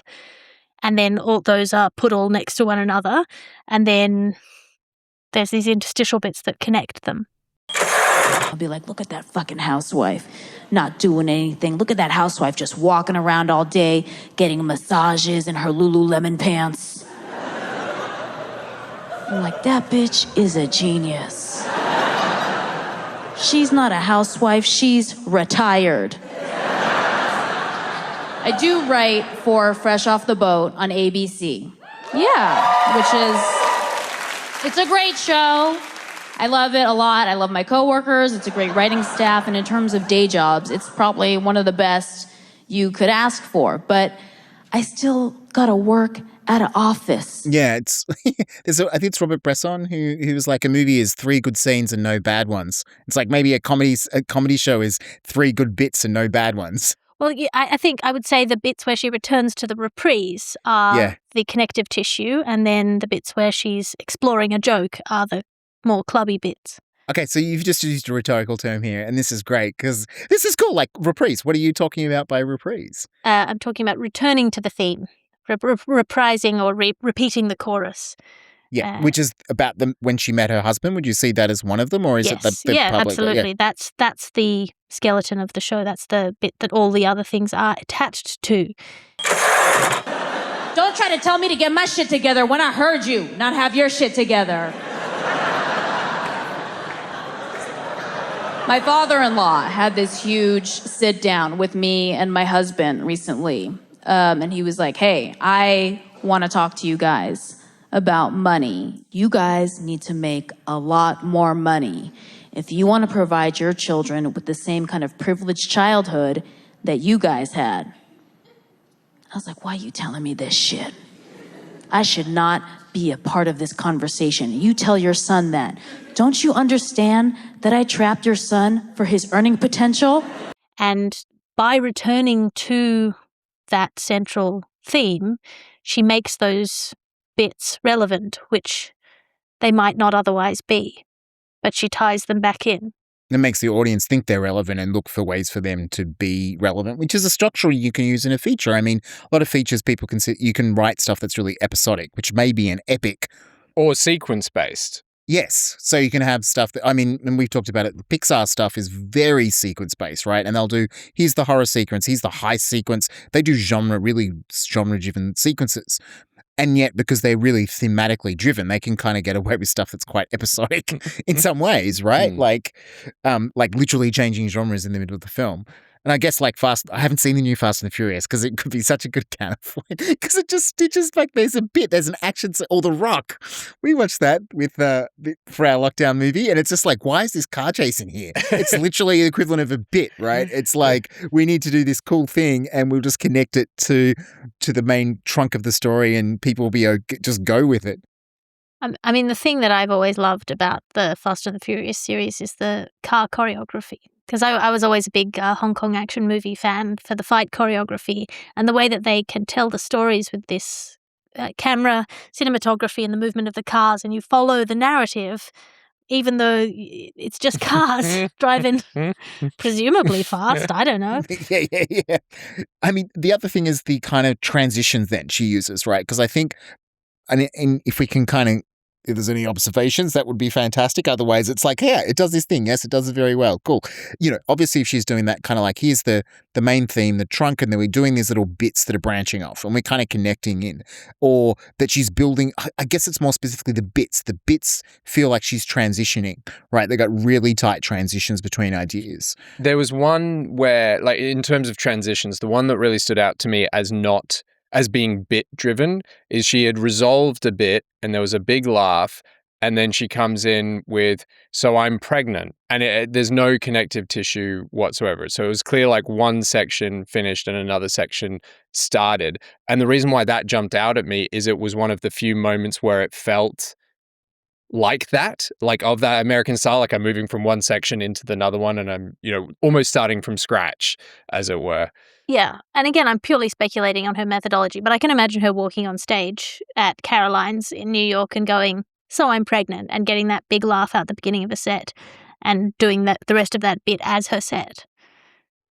The bits that stand out to me, is the one where she's describing her body as a public park that's had 2 homeless people sleeping in it.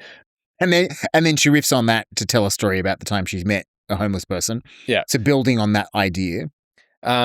Where she is talking about, she's glad that her husband is Asian so they can be racist together. Like there's an extended bit about racism. But I think that for marriage, it can be nice to be with somebody of your own race. The advantage is that you get to go home and be racist together.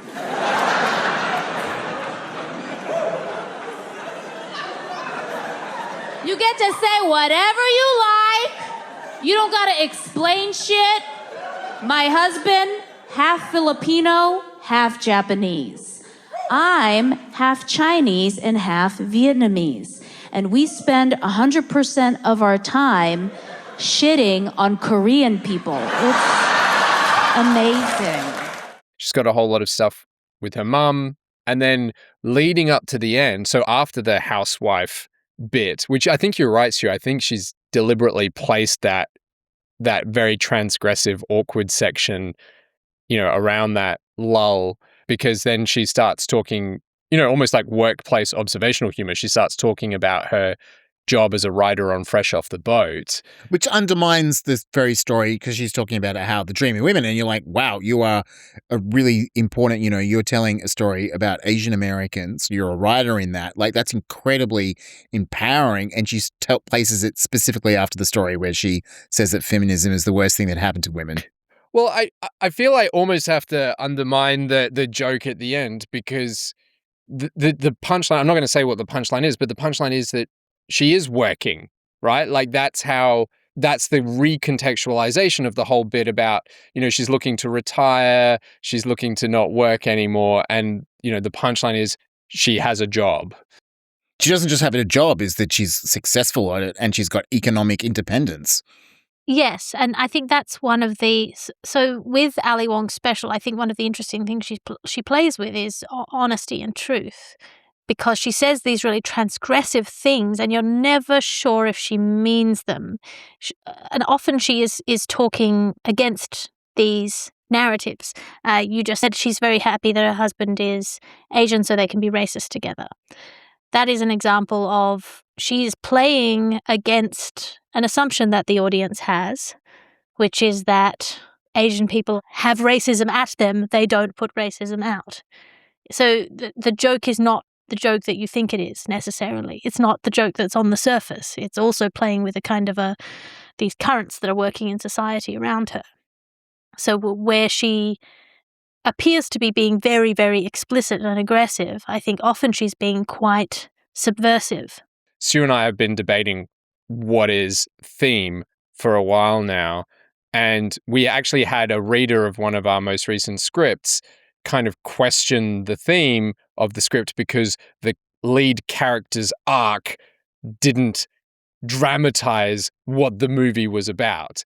Stu and I were like, this script is doing very well for us. We're really excited about it. It's getting a lot of good traction. And our theme is actually like around the commentary around it, like the world, the setting, the challenges. But we're not like having the plot go argument, counter argument, back and forth around what the theme is. We're not arguing it through the plot. We're not arguing it through the character journey. It's in our setting more than anything else.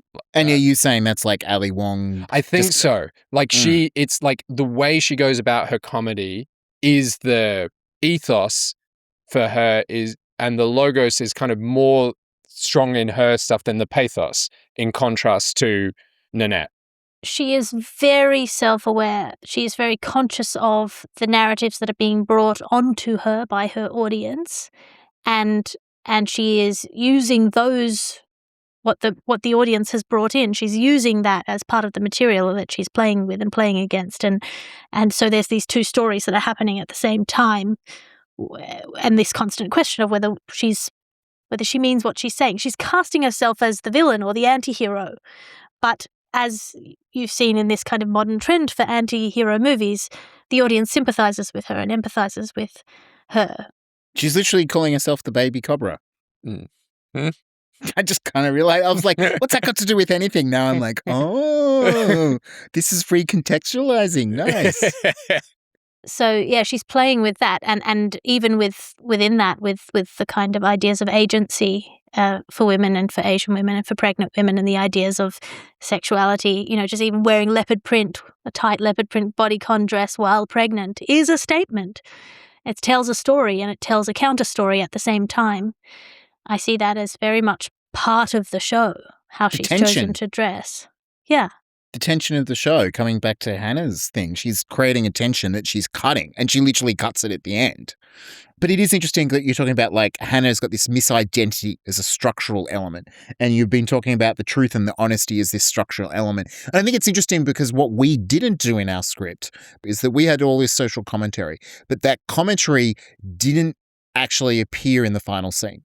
It had been existing through the bulk of the second story, but we added just this tiniest moment that reminded the audience of the social commentary. And it made it so much work. But it made them go, oh, that's what it's all about. It's like, that's what we've been saying for we've been telling you, we told you, and we were telling you. For 100 pages, but we didn't put it on page 101.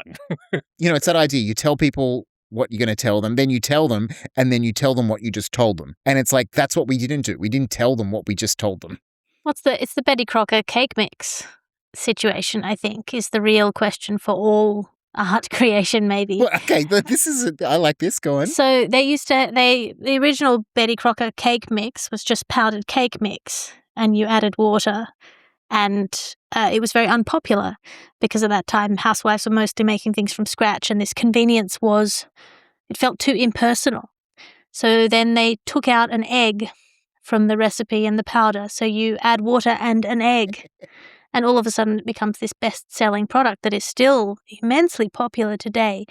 So, that is the question, I think, is how much work do you let the audience do? How much work do you demand of the audience? How far do you guide them? And how much do you tell them? Because at a certain point, it's the Betty Crocker cake mix with the powdered egg inside. There's no interest for the audience. They're not engaged because you're doing all the work for them. There has to be space for them to come in and bring their egg and feel part of it, which is one of the things that the screen makes more difficult.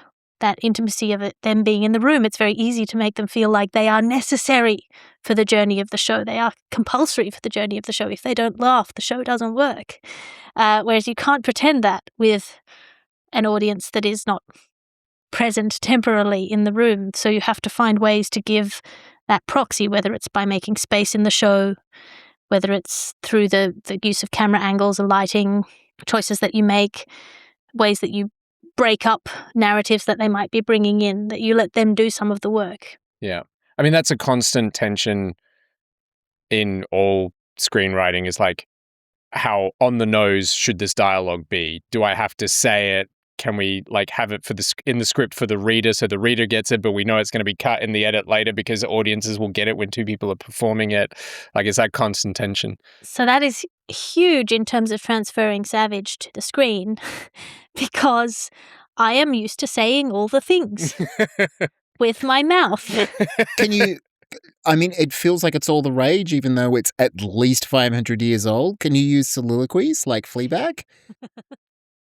Well, I thought about all of these things, but one of the things that you have to learn, or that I have had to learn, or am still in the process of learning, is how much you can show, because I have to create the whole scenario with my voice, and I have to explain where I'm coming from and all of that if I'm on stage, if I'm the only person on stage, whereas you can do things with actors and setting and screen, and things can be told in a glance. I don't have to say certain things, which is super interesting because I already think of Savage as a very restrained, very held back, very withheld, very thin story.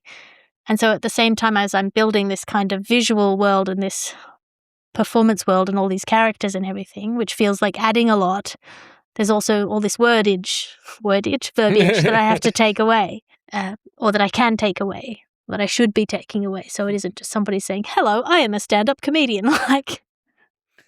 I think this will let us transition into Daniel, I think, but I think Baby Cobra does it. We've brought up the park thing a few times. Something that I've been thinking about is all of them have to use imagery in the words that they say, right? That they've all got visual systems in what they talk about, right? Hannah comes back to the tea in the saucer a few times, and then we actually visually see it. Baby Cobra, she's got these stories that are built around visuals. I think Daniel's in particular is really good at creating pictures with words. There's love, for example, thrives on a delusion of uniqueness. We all like to tell ourselves that, our love is different, our love is special, our love is unique. How dare the plebeian monsters that roam the streets use the same word for their tick-tock tin hearts that I use for my capacious thudding monster of affection. How dare they? How dare they? Let us march upon utopia, my sweet. When other people talk of love, they may as well talk of turnips and trousers for all they know. And something I think as screenwriters that we don't think about enough with dialogue. We think about imagery that we see, that we write in action lines, but we don't necessarily think about the images that characters conjure with their words. And that is also related to dialogue, okay? I don't know if Ali Wong does it, but obviously Daniel and Hannah both play characters. Ali puts on her Asian and her mum a lot as well. I mean, it's that whole heightened dialogue. The dialogue is not naturalistic, right? And so you get this interesting tension with the kind of casual storytelling of the stand-up comedian with his clearly artificial characters, right? And how they can kind of heighten it to an essence. And it's just so interesting to see that on screen. I'm not sure if there's a lesson to take beyond like the heightenedness of dialogue, but the imagery that they use and how that imagery can kind of be passed around and becoming a unifying element, like the fireworks in Daniel's work and in Baby Cobra. I mean, there's obviously the visual imagery of her pregnant, and she actually know that she's got a lot of really abject stories. Like part of her challenge in that honesty and truth is how much she loves talking about bodily fluids, right? Yeah. She conjures a lot of mental images. I also decided to have a kid because I'm only 33, which I know is not technically high risk, but my body was starting to show signs of change. And it scared me. Like, I'm only 33, and my pussy is not as wet as it used to be. It's very demoralizing, okay? Do you remember when you were 18 years old and your pussy was just sopping wet all the time? All the time, you just took it for granted that you could just reach your hand down your pants at any given moment. You throw up the peace sign afterwards and there would be that snail trail in between your fingers. Oh my God, it was so juicy. You could just blow a bubble wand with it. It's transgressive, it's abject, and it's interesting. And I think I can only speak from my experience with being a male. It's that access the interiority, the intimacy of something that is normally that people don't feel comfortable about, right? Somehow it's male comedians can talk about bodily fluid, but it feels transgressive when female comedians don't. But it's really visual, strong language that creates pictures in your head. Yeah, and certainly that one of the things that you sort of have to be aware of is that the words somebody's saying are not necessarily what they mean, and that the performance is sometimes playing against, the villain speech where they talk about how they only want the best for everyone, is important. And I think that's one of the reasons why I called for a lot of these long shots where you can see my whole body, because there's jokes that I deliver in Savage that I am pulling away from physically as I deliver them. And that physical awkwardness is an important part of what you're telling. So with going into Daniel's special, It's the Fireworks Talking, I can rattle off some things I think it has very much that it does the same as Hannah and Ali, and yourself, Alice. But then I'm really interested to hear what you found to be so mind-openingly different in terms of how stand-up works. So do you mind if I jump in with what it does the same? So again, like the title of the show is also like what his opening line is about. And he repeats it a lot. He comes back to the topic of fireworks a lot and then concludes cathartically by bringing it back to the fireworks to round out the show. He also is very aware, not just of himself, but also of there's two moments that really stood out for me. Like you said, he's got a stutter, which for his brand of comedy is quite astonishing because he speaks at a breakneck pace, and a lot of his comedy is they're not necessarily jokes or even observations that are funny. It's how he articulates very mundane things, talking at a breakneck speed with an amazing turn of phrase. So for him to have a stutter, like he does stutter quite considerably at one point early on, and he calls it out as a joke. It's a complex feeling, you know, and for me, for sort of the city of Edinburgh by the way, it would appear my stutter's going to play up a bit tonight, so the initial timing estimates may have been optimistic. And then there's one point where he looks like he's made a mistake, covered for his mistake and told a joke or, you know, made a silly observation and everyone laughs. And then he points out that he did that on purpose. It was about 2 years after, not 2 years, about 2 weeks after Bonfire Night. 2 years after Bonfire Night, of course, is Bonfire Night. Now, hang on. That looked improvised, didn't it? I looked like I made a mistake and I corrected it with wit and verve. That wasn't improvised. That is now the 60th time I've done that. And it makes everyone feel awkward. Like even you can feel it even in the audio, like that it doesn't get a laugh, that he points out that he's like controlling their reactions in the same way that Hannah does the same commentary of like, I'm in control. Yeah, it kind of connects us back to that ethos thing. That they kind of they take the mask off the wizard, so to speak. I'm mixing so many metaphors there, destroying. They're also doing something that is an observation about what the audience is thinking, that makes the audience feel exposed and revealed. Because by saying, I did that on purpose and I'm in control, they're also saying, I know that you didn't think I was in control. I know that you underestimated me, and I know why you underestimated me. And then they're also relying on the fact that they are likable in this way that plays on the perceived low statusness to reassert itself and give them back that power of the audience, even though they've showed their hand. Even though I've showed you how this magic trick works, you are going to fall for it again. And that says something about you as an audience. Which is exactly, Bo Burnham does the same thing we pointed out with that song about like you're looking at your phone. It's having a commentary on the audience. Does Ali do it in Baby Cobra? Is there? I mean, I suppose the feminism speech maybe, because you're sitting there listening to a pregnant woman who was delivering a stand-up show who's clearly working while pregnant, telling a story about feminism being bad for women. But I don't think she has anything that quite makes the audience, it makes us uncomfortable. I think she does it in a sort of a slightly step to the side way, in that all of her jokes are a joke about how the audience sees her and how she is not what the audience thinks she is. And even though she's kept telling you about this HPV or this or that, you still keep projecting these ideas of what a woman should be and what an Asian woman should be and what a pregnant woman should be. So this comes as a shock every time. So she's doing the same thing in a slightly different way. She just doesn't have to call out how she's controlling the audience. She just is controlling the audience. She just doesn't stop to point out to them that she's doing it. Yeah, so I was just going to ask you, Alice, so like I've kind of seen the similarities, I guess, in the work that we've looked at, but what to you stood out as like it opened up stand-up for you?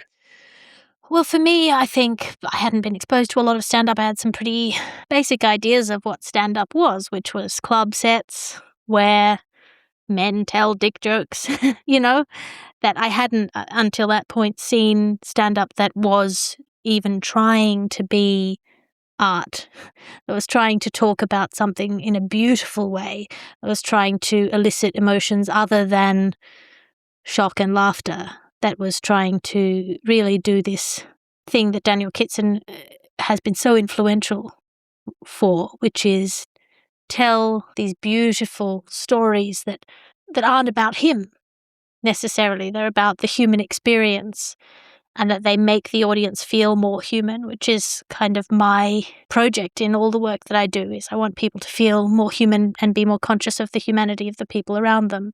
And I, at that time, thought that the only way that you could do that was through real art, that novel writing or academia or something that I was drawn to.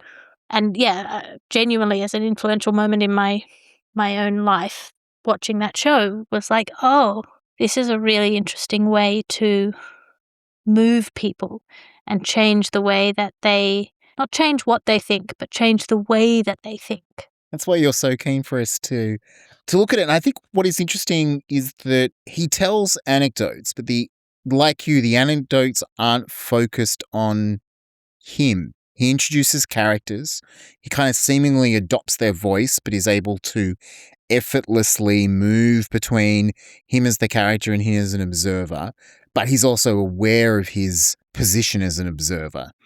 It's artfully done. I mean, I want to come up with more specific techniques. I'm looking at Chas over Zoom to see if he's like, well, Chas is like, I've got the list. The logos, the structure of his show, he starts out talking about how fireworks makes him feel. And then the show is essentially a list with wonderful branches off to the side of all the things that make him feel that way. I'm not talking about happiness. Let me be clear on that. I'm not talking about happiness. That's far too simplistic, too mainstream, too bland a feeling for me. I'm not talking about happiness. I'm talking about happiness tinged with melancholy, joy entwined with despair. That's what I'm talking about. That sort of wonderful moment where it suddenly hits you that you're alive, but you also realise that does mean you will one day die. And he ends up, near the end of the show, re-describing those moments as moments, and like defines moments as being different from a second. Alice, when you said, he doesn't really talk about himself, I'm like, wow, I felt such intimate connection with him because he is telling me the things that make him feel the way that I want to feel. He's prompting in me constantly what makes me feel that exact same way. Yes. And that is more intimate because you're not asking somebody to come and look at your face, which is necessarily in a mirror. So you've already got these layers between you and them. If you're telling someone a story about you and what am I like, you're telling them how you think you appear to. There's these layers. Whereas if you're asking someone to come and look through your eyes, even though you're not telling them about you, I feel it as a much more intimate way of storytelling. Question for you, Chas. Did you listen to it on headphones or did you play it through speakers? Headphones. I was out walking. I mean, it's a tangent, it's a branch off our trunk, but because you work in podcasts, I just think there's also, I wonder if that's just the effect of watching stand-up on a television versus watching stand-up or listening to stand-up as a podcast that changed the intimacy. Right, there's looking at the screen as speakers over there, whereas having headphones always feels more intimate in terms of spoken word. So that's one of the reasons why I was super reluctant to do Savage as a screen special, because I'd already done the Trilogy podcast, which is Savage, The Resistance, and Empire, 3 shows that I did that are all on the same theme, different explorations. I had already done them as a podcast with the ABC, and I did them with binaural microphones. So that it's essentially surround sound. And I don't know if it had been done for comedy before. I know it had been done for action audio, but that you feel like you're sitting in the audience. And if you listen with your eyes closed, you can hear people laughing around you. And for me, that was sort of a much, quote unquote, better replication of being in the audience than you can get with a screen special. And so much of the way that I asked them to film that special was trying to compensate for the distance created by the screen. I mean, obviously you're related to this guy, Chas. You've been middle-aged since you were 17, so there's definitely a connection. So, one of his moments was just him driving in the back of the car late at night down English country lanes. And that is one of my moments as well. I remember my parents getting plastered at one of their friends' houses. Hopefully one of them wasn't plastered as they drove us home, but I I know the feeling of looking out the car window when I'm supposed to be asleep in a car as I'm driving home down an English country lane. I've also been dumped by waves on Australian surf beaches. And so he's got like an extended bit about... Right, but I know what to do, Daniel. Don't panic, Daniel. Dive under the wave and out the other side, Daniel. Dive under the wave and out the other side, Daniel. Do not panic, Daniel. Dive under the wave and out the other side. What I didn't know is if the wave's already started to break on top of you, you can't dive under the wave and out the other side. If you try to do that, what you're essentially doing is presenting yourself to the wave and asking the wave if it wouldn't mind awfully fucking your face into the sand.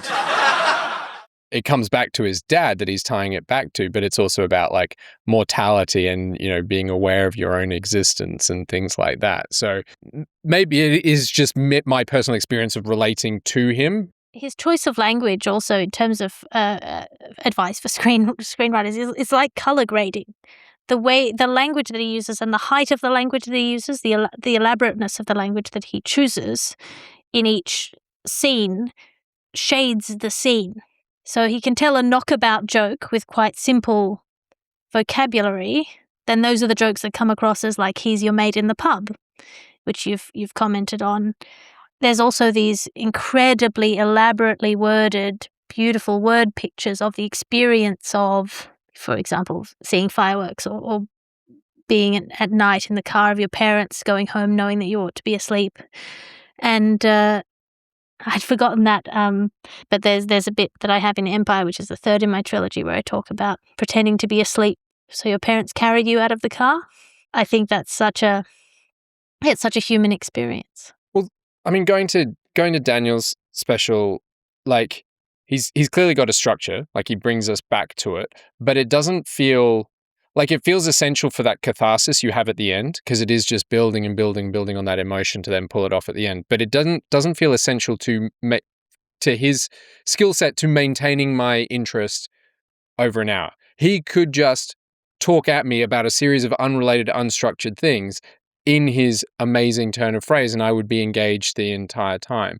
And I think there are clearly screen storytellers who rely very heavily on the moment-to-moment experience, like in terms of turns of phrase. Yep. Well, I was actually going to go like Tarantino and Diablo Cody in terms of just we can just sit and hear their characters talk, and that is entertaining while nothing might be happening, right?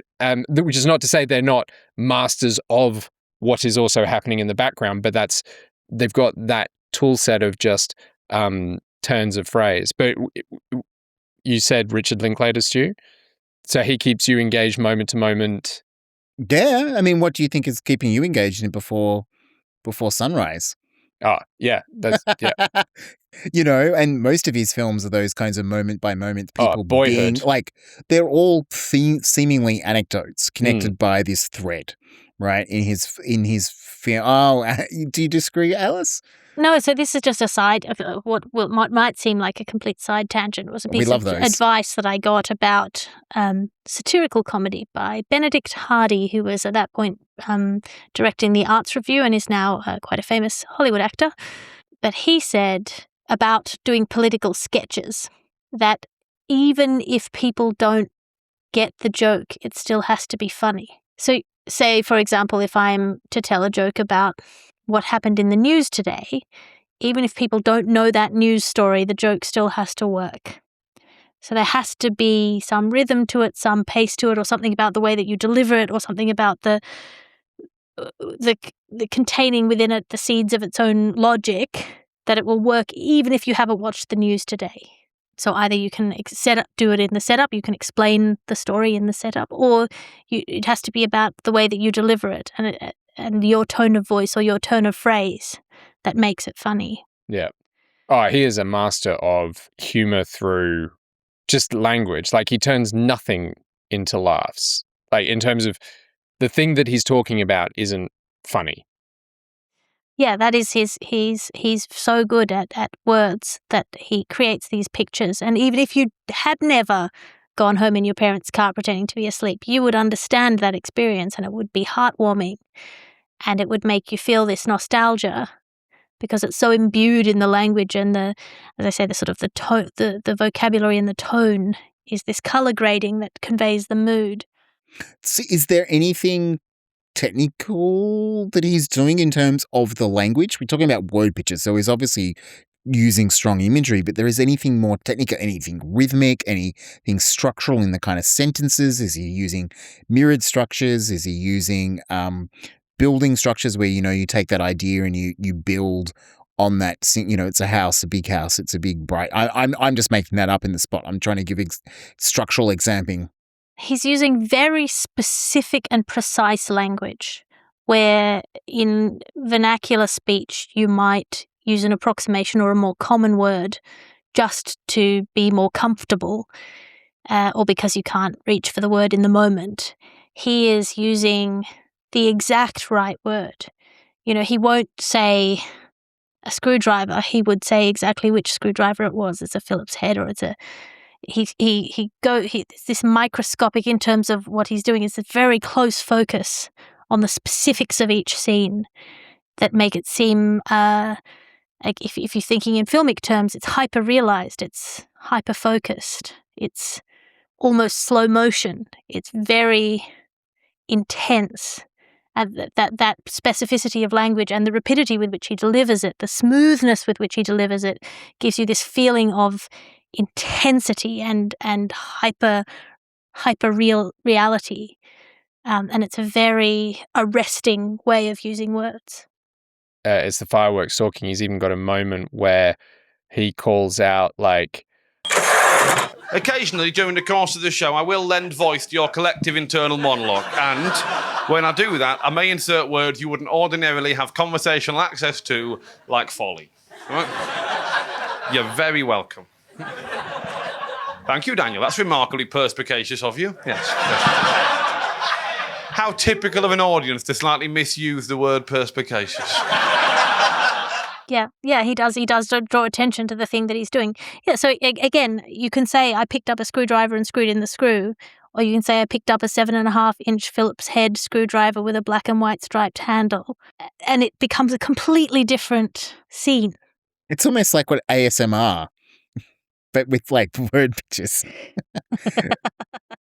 And the other thing you're saying is playing with status, right? And we've done an episode on status, but like many years ago, and sadly Chas and I's status has not really changed the intervening 7 years. But it's interesting because, it's something that I think theatre people talk about, maybe comedy. I picked it up because of doing improv and Keith Johnston's book on improv. And then, it's not talked about that much, at least in Australian filmmaking circles, maybe because we're not as socially aware of status in this country, or we just don't have that background. But you've talked about it a lot with all of these performers playing with status. Is he doing any kind of status shifts in his storytelling? Yes, absolutely. All of the time. All comedy is playing with status one way or another. And it, again, depends also on which country you're doing it in. That will affect the way that you play your status on stage. And it will also affect what assumptions people make about you coming onto stage. You don't want to play too low status because then people feel sorry for you and they can't laugh. You don't want to play too high status because then people think, who the fuck do you think you are? So it's this line of being high status, but puncturing that or letting people in to be on your side. Daniel does it a lot in that he is so dominant on stage in the way that he presents all of his stories. He's so in control of the audience, and he will occasionally draw attention to that. But he's very capable of playing it down as well. His use of the stammer, for example, is a really good example. It's a thing that could be an impediment, but he absolutely knows how to deal with it, and the ways in which it affects the delivery and the ways in which he can recover from that all play into his status on stage. And him shifting between that kind of more simplistic is just a guy at the pub telling a joke, and him going into those kind of really highly detailed word pictures is kind of, I would say, and look, status is culturally based, I would suggest. I don't want to say I would say, but there's definitely cultural implications to it. And I would say using those kind of more complicated word structures is high status. Yes, absolutely.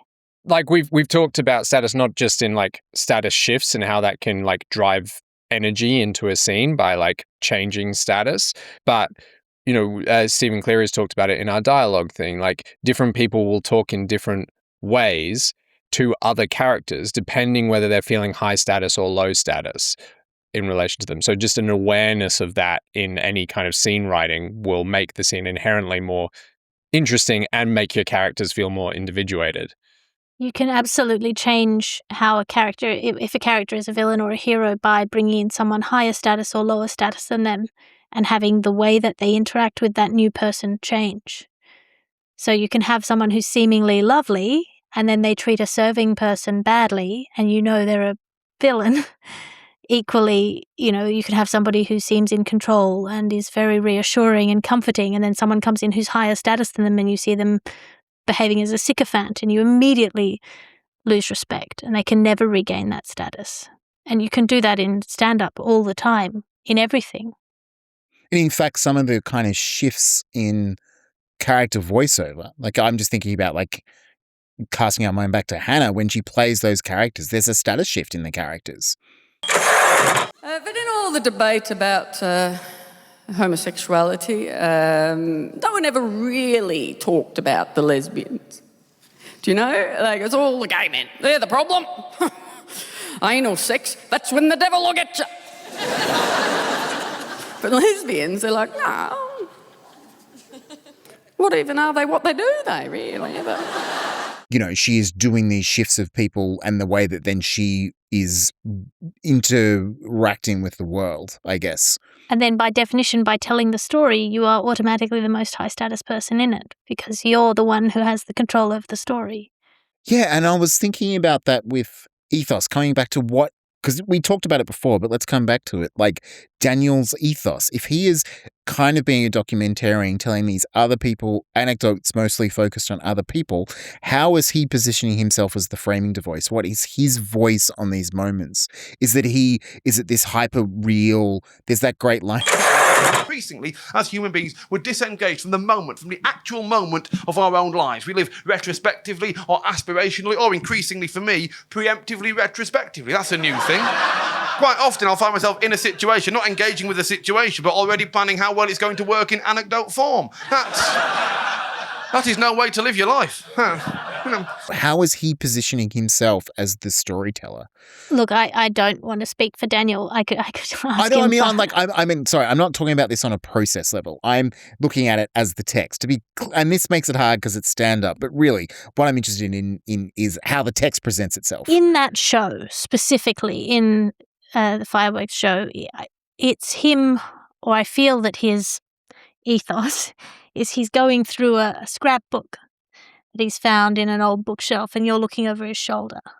And so he plays with, oh, look at this old thing that I've just found. And that's the kind of blokey kind of character.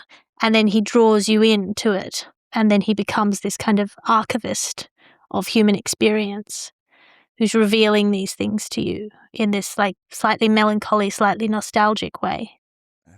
That's a great description. It's interesting that you've given his voice, his character voice, an actual character. And I love that because I think if you want to do a lesson, character voice, the person who's telling the story in the big print.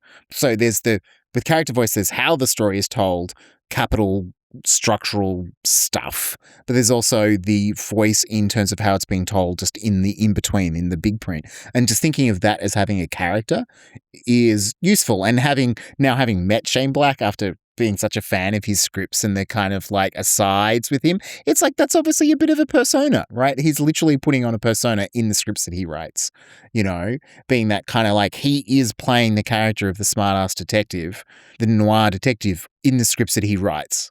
You know, and it's such an interesting idea, like, and it's great to kind of unpack because I think that's you can play with that without necessarily being you know, whatever is in it comes to my mind is we read the pilot of True Detective, right? And the style of that, beyond the dialogue, his style is like really commanding on the page, right? It's like, notice this, notice that. Like he is issuing you instructions, right?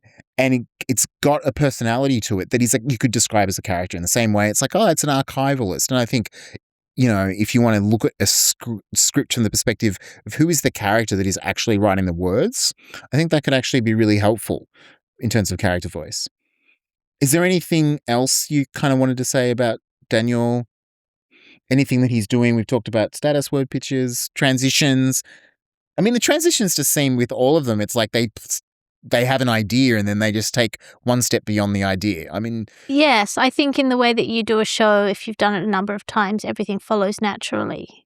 Everything knocks on, whether it logically ought to or not. It follows on by association in your mind, and so it seems natural, and that's partly just the force of character of the comedian delivering the bit. It makes sense because it's what happens next. Sometimes things happen in a show because they have to have happened by the end of the show. Yeah, in terms of you being able to get to the point at the end, getting to the pathos. Yes, sometimes the setup is just there because it needs to have been there for the punchline to work. Well, I mean, we've spoken about, we did a whole, I think, 3-episode run on character motivations, in particular when they feel like they don't work. And that's because the writer has needed something to happen in the story without like doing the work to make it ring true for that character in that moment in that story. Yeah. I mean, I think it's like, I can't remember, I'm going to attribute it to Shane Black, but it mightn't be he, because he talks about setup and payoffs and reversals. And he's like, on the first draft, I write all the payoffs, and on the second draft, I write all the setups. Right? And it feels like he could possibly do the same way in structuring it. Because what I think the big thing I've taken away from this, and it's come from you, Alice, is ethos, logos, and pathos. I think they're all forms of theme, right? In the way that screenwriters think about theme is actually all those things intermingled, right? And if you want your writing to be better, being conscious of the ethos, who the person is telling the story, as we heard from Ali Wong, is part of what the thing is about, right? Okay, it doesn't have to be, but it can be. You got logos, which is the overall structure, can be what the theme is about. And even though we didn't talk directly to Inside, the structure of Inside, the way it's structured, is what it is about, more than the ending itself. But even Nanette does that beautifully, right? It's about the tension and release, and then her very structure of joke, and then the serious part, and then joke, serious part, and I'm just going to leave you on the serious part, is part of what it is about, is the theme. And then you got the pathos, which is how it all brings together and makes you go, what is it all about, is actually what it is all about. But it's not just about your ending. And I think for me, that is super insightful, because I can sit there and go, because I definitely think structure is theme. And I look at a film like Zero Dark 30 that is supposedly anti-torture, and I'm like, the whole structure raises this, opens with torture, right? Oh, it's anti-torture. No, you open with them torturing someone to get information. You end with that information leading to them getting Osama bin Laden. The structure of the film, the text itself says torture works, right? Regardless of what the externality of the filmmakers are. And the ethos of that film doesn't cut against that, right? The storytelling of that film doesn't undermine its own structure. And the people whom you are meant to care about as well, the pathos, who you're meant to identify with in that movie and who you're meant to care about in that movie, doesn't cut against that message either. Yeah, so the externality of the author intent, I'm someone who's weirdly, as a screenwriter, is someone who doesn't care about author's intent. Because I think as soon as you think film should be about the author's intent, it makes your work lazy. Yeah, that's the great thing about comedy. You might think it's a joke, but the audience will tell you if it's a joke or not. Yeah, and they have to laugh at it without having to get it, which I actually think is really super insightful as well. This idea that people have to understand it without having to understand it. That having a highfalutin theme, right, that may connect to bigger ideas, if it still has to be funny. Work. It has to work, even if they don't necessarily get the other stuff around it or what you're trying to say. Yeah. It's any and I think all of these stand-ups all use these three things as part of how they create meaning and a meaningful that's how they make them funny, but in terms of them being funny and, healing the world literally metaphorically is connected to how they use these three elements. Yes. Yeah. And I think the satisfaction, I don't know, I can't speak to the other shows, but a lot of the satisfaction in Savage is in resolving these things that might not have seemed important, but were important. All of my shows, I think, I write like they're detective novels. So things that seem like throwaway things, when you come to the end of the show, when all the threads come together, you go, oh, that thing actually was really important all along. The butt was Yeah. really important. Yeah, Turns everything out of was all really the important. things, the butt was the important part, which is a really, everything. It's I've been watching David Mamet masterclasses, forgive me, and he's been like, everything tends towards the punchline. So he's got a whole thing about, I spent, you ask a comedian what they've been doing all week in America, in LA, and they're like, I've been taking off a few syllables, right? That's it. Like everything is about the punchline. And I don't think that's strictly true. But what is interesting, particularly about what you did in Savage, is everything connects. And was that something that you were, I mean, now I'm ending with a question, even though we're meant to be wrapped, but was that something you were conscious of? Or was it that you put them in there and you were consciously trying to make them integrate them into the end? Or was it they were naturally, because it's in the soup of the stone soup? It was all backwards when I was structuring it after the first trials and was thinking, what is this show? What am I writing about? What am I trying to say? The things that I was trying to say were all the difficult things, and everything else is just laying the groundwork for people to be able to take it. Either building up the strength of the audience, building up the trust of the audience, or building up these reference points for the audience to understand these stories retrospectively. So, every harmless story is the shell of something that I'm then going to pack with gunpowder and give back to you. And you will accept it because you've held it before as a harmless shell. So whether it's about the story about, what do I call him? I'm trying not to say his real name. Toby in the Savage special. That at the beginning of the show, which is ostensibly, and it does also work as a status thing. It lowers my status. It shows me as awkward and vulnerable as an opening piece, but it also introduces the idea of the unfinished containing the infinite. This idea that comes back right at the end. And I feel like everything is like that. Everything in the show is like that. I think, well, how can I tell people this thing that I think is important and have them actually listen to and hear it and feel it properly? And it's often about laying that harmless groundwork so they're used to it. I think in screenwriting, there's a lot of plot recontextualization. Like you lay groundwork, set up and payoff for story things to be surprising or to happen. But I think what all these stand-ups do, these specials do, is they do it for emotional reasons as well. And I think TV is particularly good at that. Like the current run of like limited series stuff where, you can lay groundwork in episode 1 that you can recontextualize in episode 6. So, I mean, the main thing that I'm taking from this that isn't the theme, because I think that is the big thing, Stu's hit the nail on the head, is I'm going to look for opportunities to lay emotional groundwork for recontextualization later in the story. And also I'm going to be less afraid. I think, look, the different projects will call for different things, but I'm amazed at the ballsiness of telling the audience what you are doing. And I've just recently been rereading a run of comic books called Sex Criminals. I am definitely betraying my sense of humor in this podcast, but there's one bit in like the 4th book of the 6, like it's the low point of the run, and the girlfriend says, I want us to stop being criminals, and the boyfriend's response is, but it's the premise of the book, and it's just such like kind of throwaway line. But I think now we're getting so sort of cinema and story literate, or audiences are as in particular, that you can get away with the obvious, or as Daniel does, like tell the seeming innocuous, and just like how you tell it can make it powerful. Big mouth.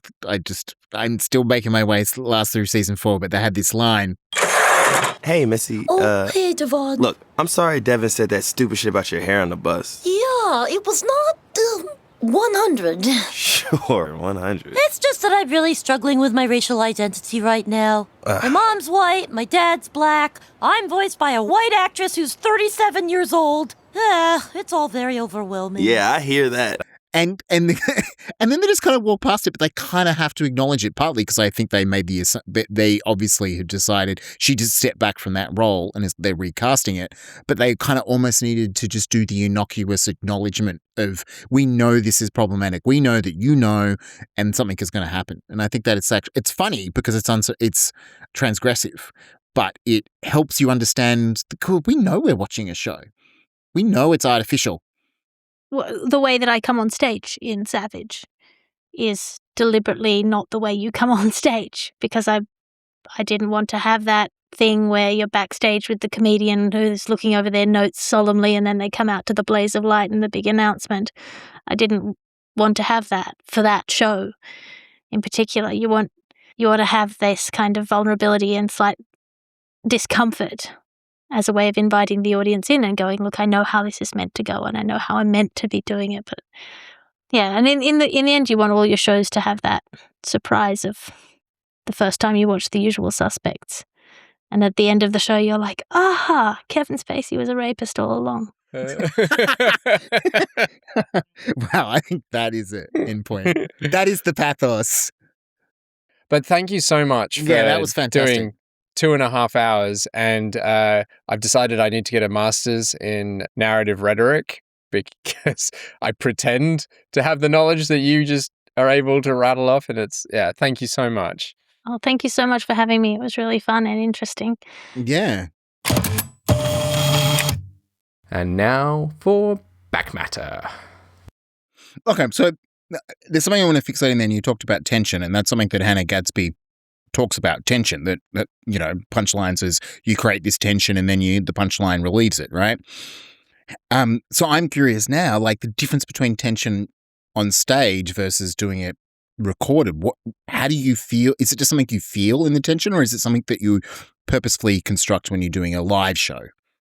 When you're doing a live show, you can construct it live because you have a very clear sense of the audience.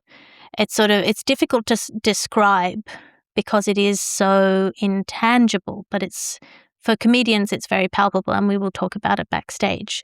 The vibe off the audience is so strong. So you can feel their breaking point in the room. You can feel where you're losing them or where they're slipping. So it gives you more leeway to push them, to take them into interesting places. Sometimes you don't even need a joke to get a laugh. You just need to play with the tension. There's a joke in the show about Turia Pitt that is the longest joke in the world. There's no swearing, but it is the most dangerous joke in the show because it is purely about building tension. It's just feeling out the audience and how far I can push this story, building the tension before I get to a very, very fucking harmless punchline. The punchline is wafer thin. It is just about the timing and the delivery of this tension. What it's telling me is that you're conscious of the tension, right? That you're sitting there going, I need to tell this joke. I'm going to inflate the balloon and what the metaphor is. And then I've got to time it right live. But when you're translating that on screen, how did you think about that? Because obviously screenwriters, we've got to be really conscious of an audience that we can't see or interact with, right? And the art of really good screenwriters and directors and editors, when it all comes together, is that feels effortless, right? And not everyone, like you can see the divisive nature of a lot of content that it doesn't always work for people, but it still comes from somewhere, and you've got that advantage that you can feed back. I'm assuming if you've done Savage hundreds of times, it fed into the show and the nature of the show and how you tell that joke. But then how did you change it when you had to put it on screen? Well, it's an interesting thing having done now a year of Zoom shows. It is this kind of approximation. You kind of go for the safe middle ground of the tension. If it were a particular audience in a particular room, if the audience is full of drunkards, you might tell that story a lot quicker. And if the audience is full of people who are on your side and you can just feel the love coming off them, you might push that story further. But for an audience that you cannot feel, you just go with the one that you know is probably going to work. So because you've done it so many times, you have a sense of where those boundaries are on each side, where the lane markers are, and you sort of steer in the middle there. And then also you play off the audience that you have, in the terms of the special, you play off the audience that you have on the night. And that was an interesting thing as well, because I was reluctant to have any audience shots at all. I said, I don't want to see the audience laughing. If you're going to cut to the audience, show them crying.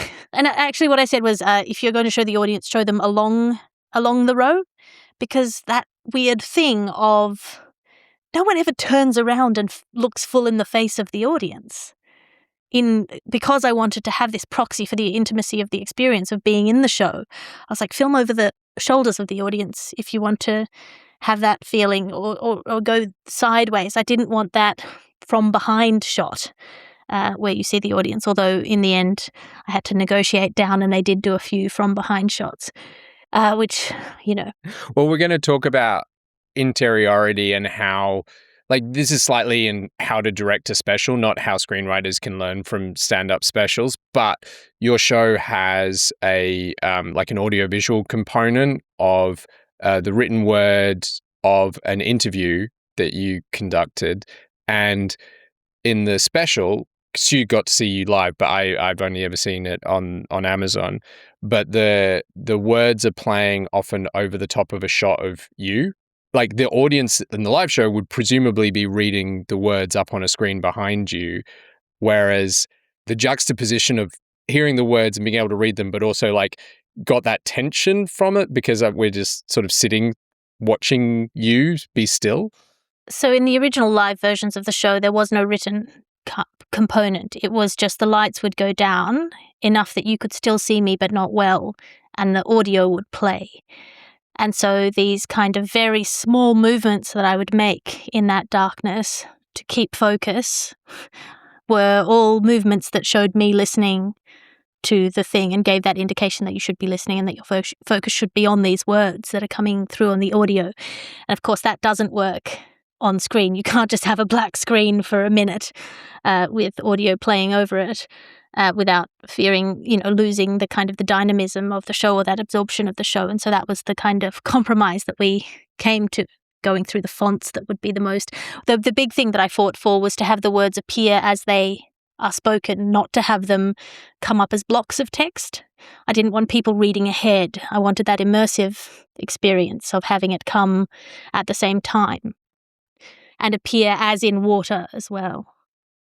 Because, I think that's one of the things with stand-up versus that it's live and not read is that people are reading one word at a time and you've got control of pacing, which is something that filmmakers in a broad sense, not just screenwriters, have control. Like, that's what we can do, is control pacing. For me, screenwriting is about how we can control time, and time is like a resource of where we hold attention.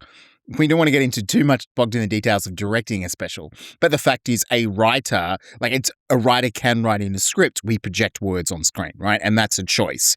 And we can choose not to play it in black, or this is how we hold the audience's attention at this moment. They're all things that a writer can do on the page. Well, in stand-up, the words are the only bit that is sort of explicitly written, but so much of the performance is also in the script. So one example, I don't know if this is relevant for your screenwriting, but the people who directed Savage, who filmed it, were the people who'd done Nanette. And they had very strong ideas about what shots they wanted to use and what shots best conveyed intimacy. And that was basically from the point at which, this was their thesis, from the point at which it becomes intimate, we're going to do a close-up of your shoulders and head. And I said no, not that we wouldn't have any of those shots, but that I wanted a number of shots of me from quite far back, isolated full body shots of showing me alone on stage, quite small, partly because the performance was whole body and the way that my body moved was important to communicating the meaning. It was part of the script. And also partly because I thought, actually, sometimes it is more intimate to see somebody on their own from far away, particularly in emotional moments. You don't ever really, like if you've ever been with a friend who's weeping uncontrollably or sharing something really vulnerable, it's extremely unlikely that you'll be staring them full in the eyes. So the way that the physicality of that performance that is part of the script is about looking away and where I shield myself. And that process of you witnessing me shielding myself is, I think, more vulnerable and intimate than necessarily being right in up close on my face. the Bo Burnham Inside Special is absolutely lots of little moments of him in an empty environment, wide shot, right? They use that as a device, as a transition device, right? But it's also about showing that vulnerability and spending alone time with someone. That's a screenwriting idea I've fixated on recently, is that I'm often really scared about giving my characters private moments because it slows the story down. We got to keep the plot pushing forward. And my film Restoration, we actually shot, I could say it's now, it's many years later, we shot pickups because I wouldn't shoot that stuff, right? I'd be like, we don't need it. And the editor's like, oh, we need a little like moment of just the character at the end of the scene, like processing. And it's so much better, but sometimes I feel you don't have it. And it can be something that, is a wide shot. And it sounds like that's something that you're aware of, that idea of the moments that you give the audience of just, for lack of a better word, looking at you. Yeah, which is this odd thing of being conscious as you perform of how you are perceived. So one of the framing devices I use in the show is I take my mum's rings off. I wear them on the middle finger of my left hand, my mum's wedding ring and her engagement ring. And so the beginning of the show is me taking those rings off because at the time that I'm set the show, she's not dead. So for me, that's just a small thing. And then at the end of the show, I put the rings back on. And no one would notice that, really. But for me, that's a really important part of the storytelling of the show, is that we're placing ourselves at a particular point in time.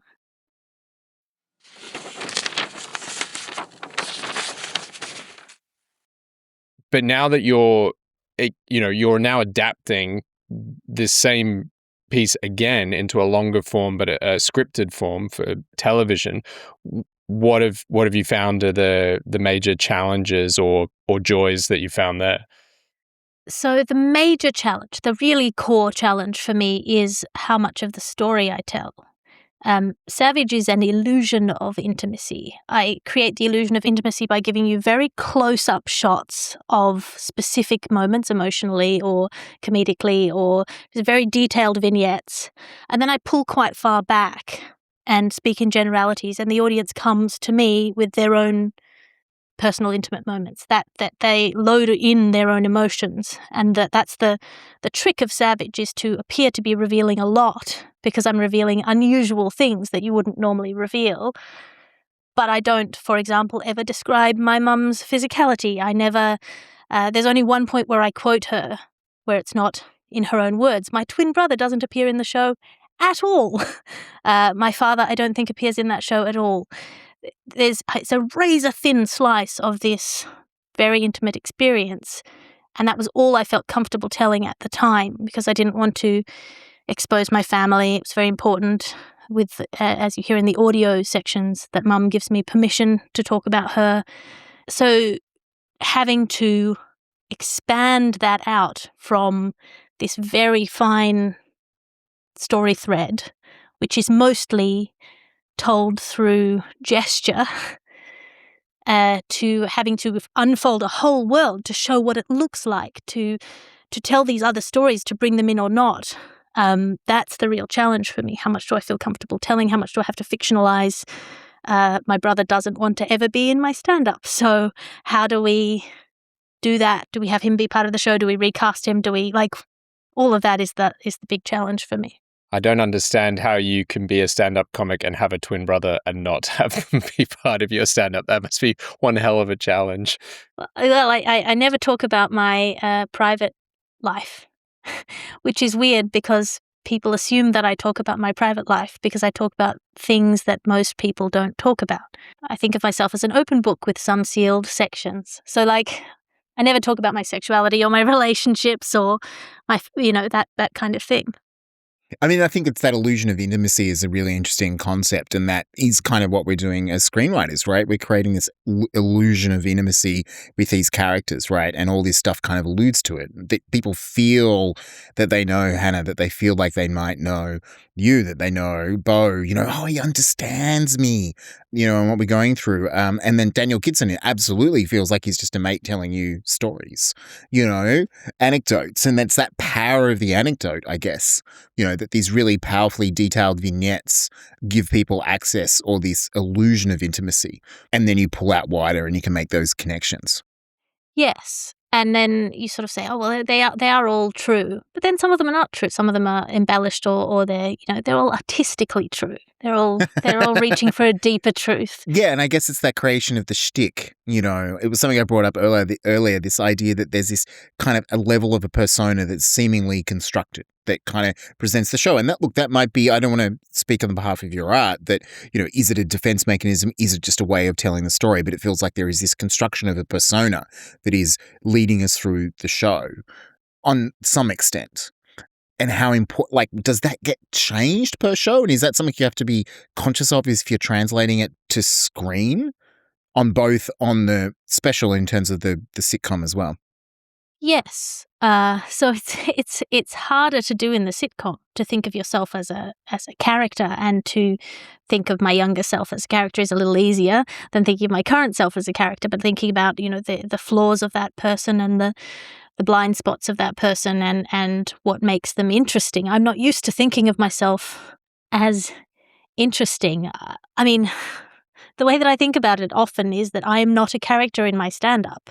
I'm the observer, and the audience sees through my eyes. And that's not true of all stand-ups. There's a lot of stand-ups that are like, what am I like? And that's their shtick. That's they're conscious of the persona that they are projecting. I'd like to be as invisible as possible in the way that I tell stories. I kind of prefer that neutral narrator character on stage, that you're coming with me and seeing things through my eyes rather than looking at me. That's the way that I think of it. And then, of course, there are incredible stand-ups when all they talk about is themselves. Ali Wong and NANETTE both are telling stories about themselves as characters or actors in the world. And that is very effective in what they do. Daniel Kitson doesn't tell stories about himself as much, but he is very much a persona. So that is, having that persona is telling a story about himself. And that's a lot, from a screenwriting perspective, there's a lot of stuff around voice of a screenwriter. So, how much do you want to express the fact that a script has been written in the action lines? So for some comedy scripts, they'll tell jokes in the action lines that the audience of the end movie or TV series will never experience. And also your choice of words and your turn of phrase and all that kind of stuff. You can write from a persona when you are writing a screenplay as well. As always, thanks to our amazing Patreons who bring you more Draft Zero more often. And in particular, thanks to our awesomest of Patreons, Randy, Bjorn, Garrett, Jesse, Crob, Sandra, and Tom. You are all amazing. Thanks, guys. I hope you all feel like arguing with either Stu or myself about anything on this episode or anything in general. And you can find many ways of getting in touch with us at our website at draft-zero.com. At the website, you'll also find the show notes for this and all our other episodes, as well as links to support us and spread the word for free via a rating and review on Apple Podcasts. Very important for spreading the word. Or if you think that what we do here is worth $1 or preferably more than $1, then you can also find links to our Patreon page to support us getting these episodes to you quicker. Thanks. And thanks for listening.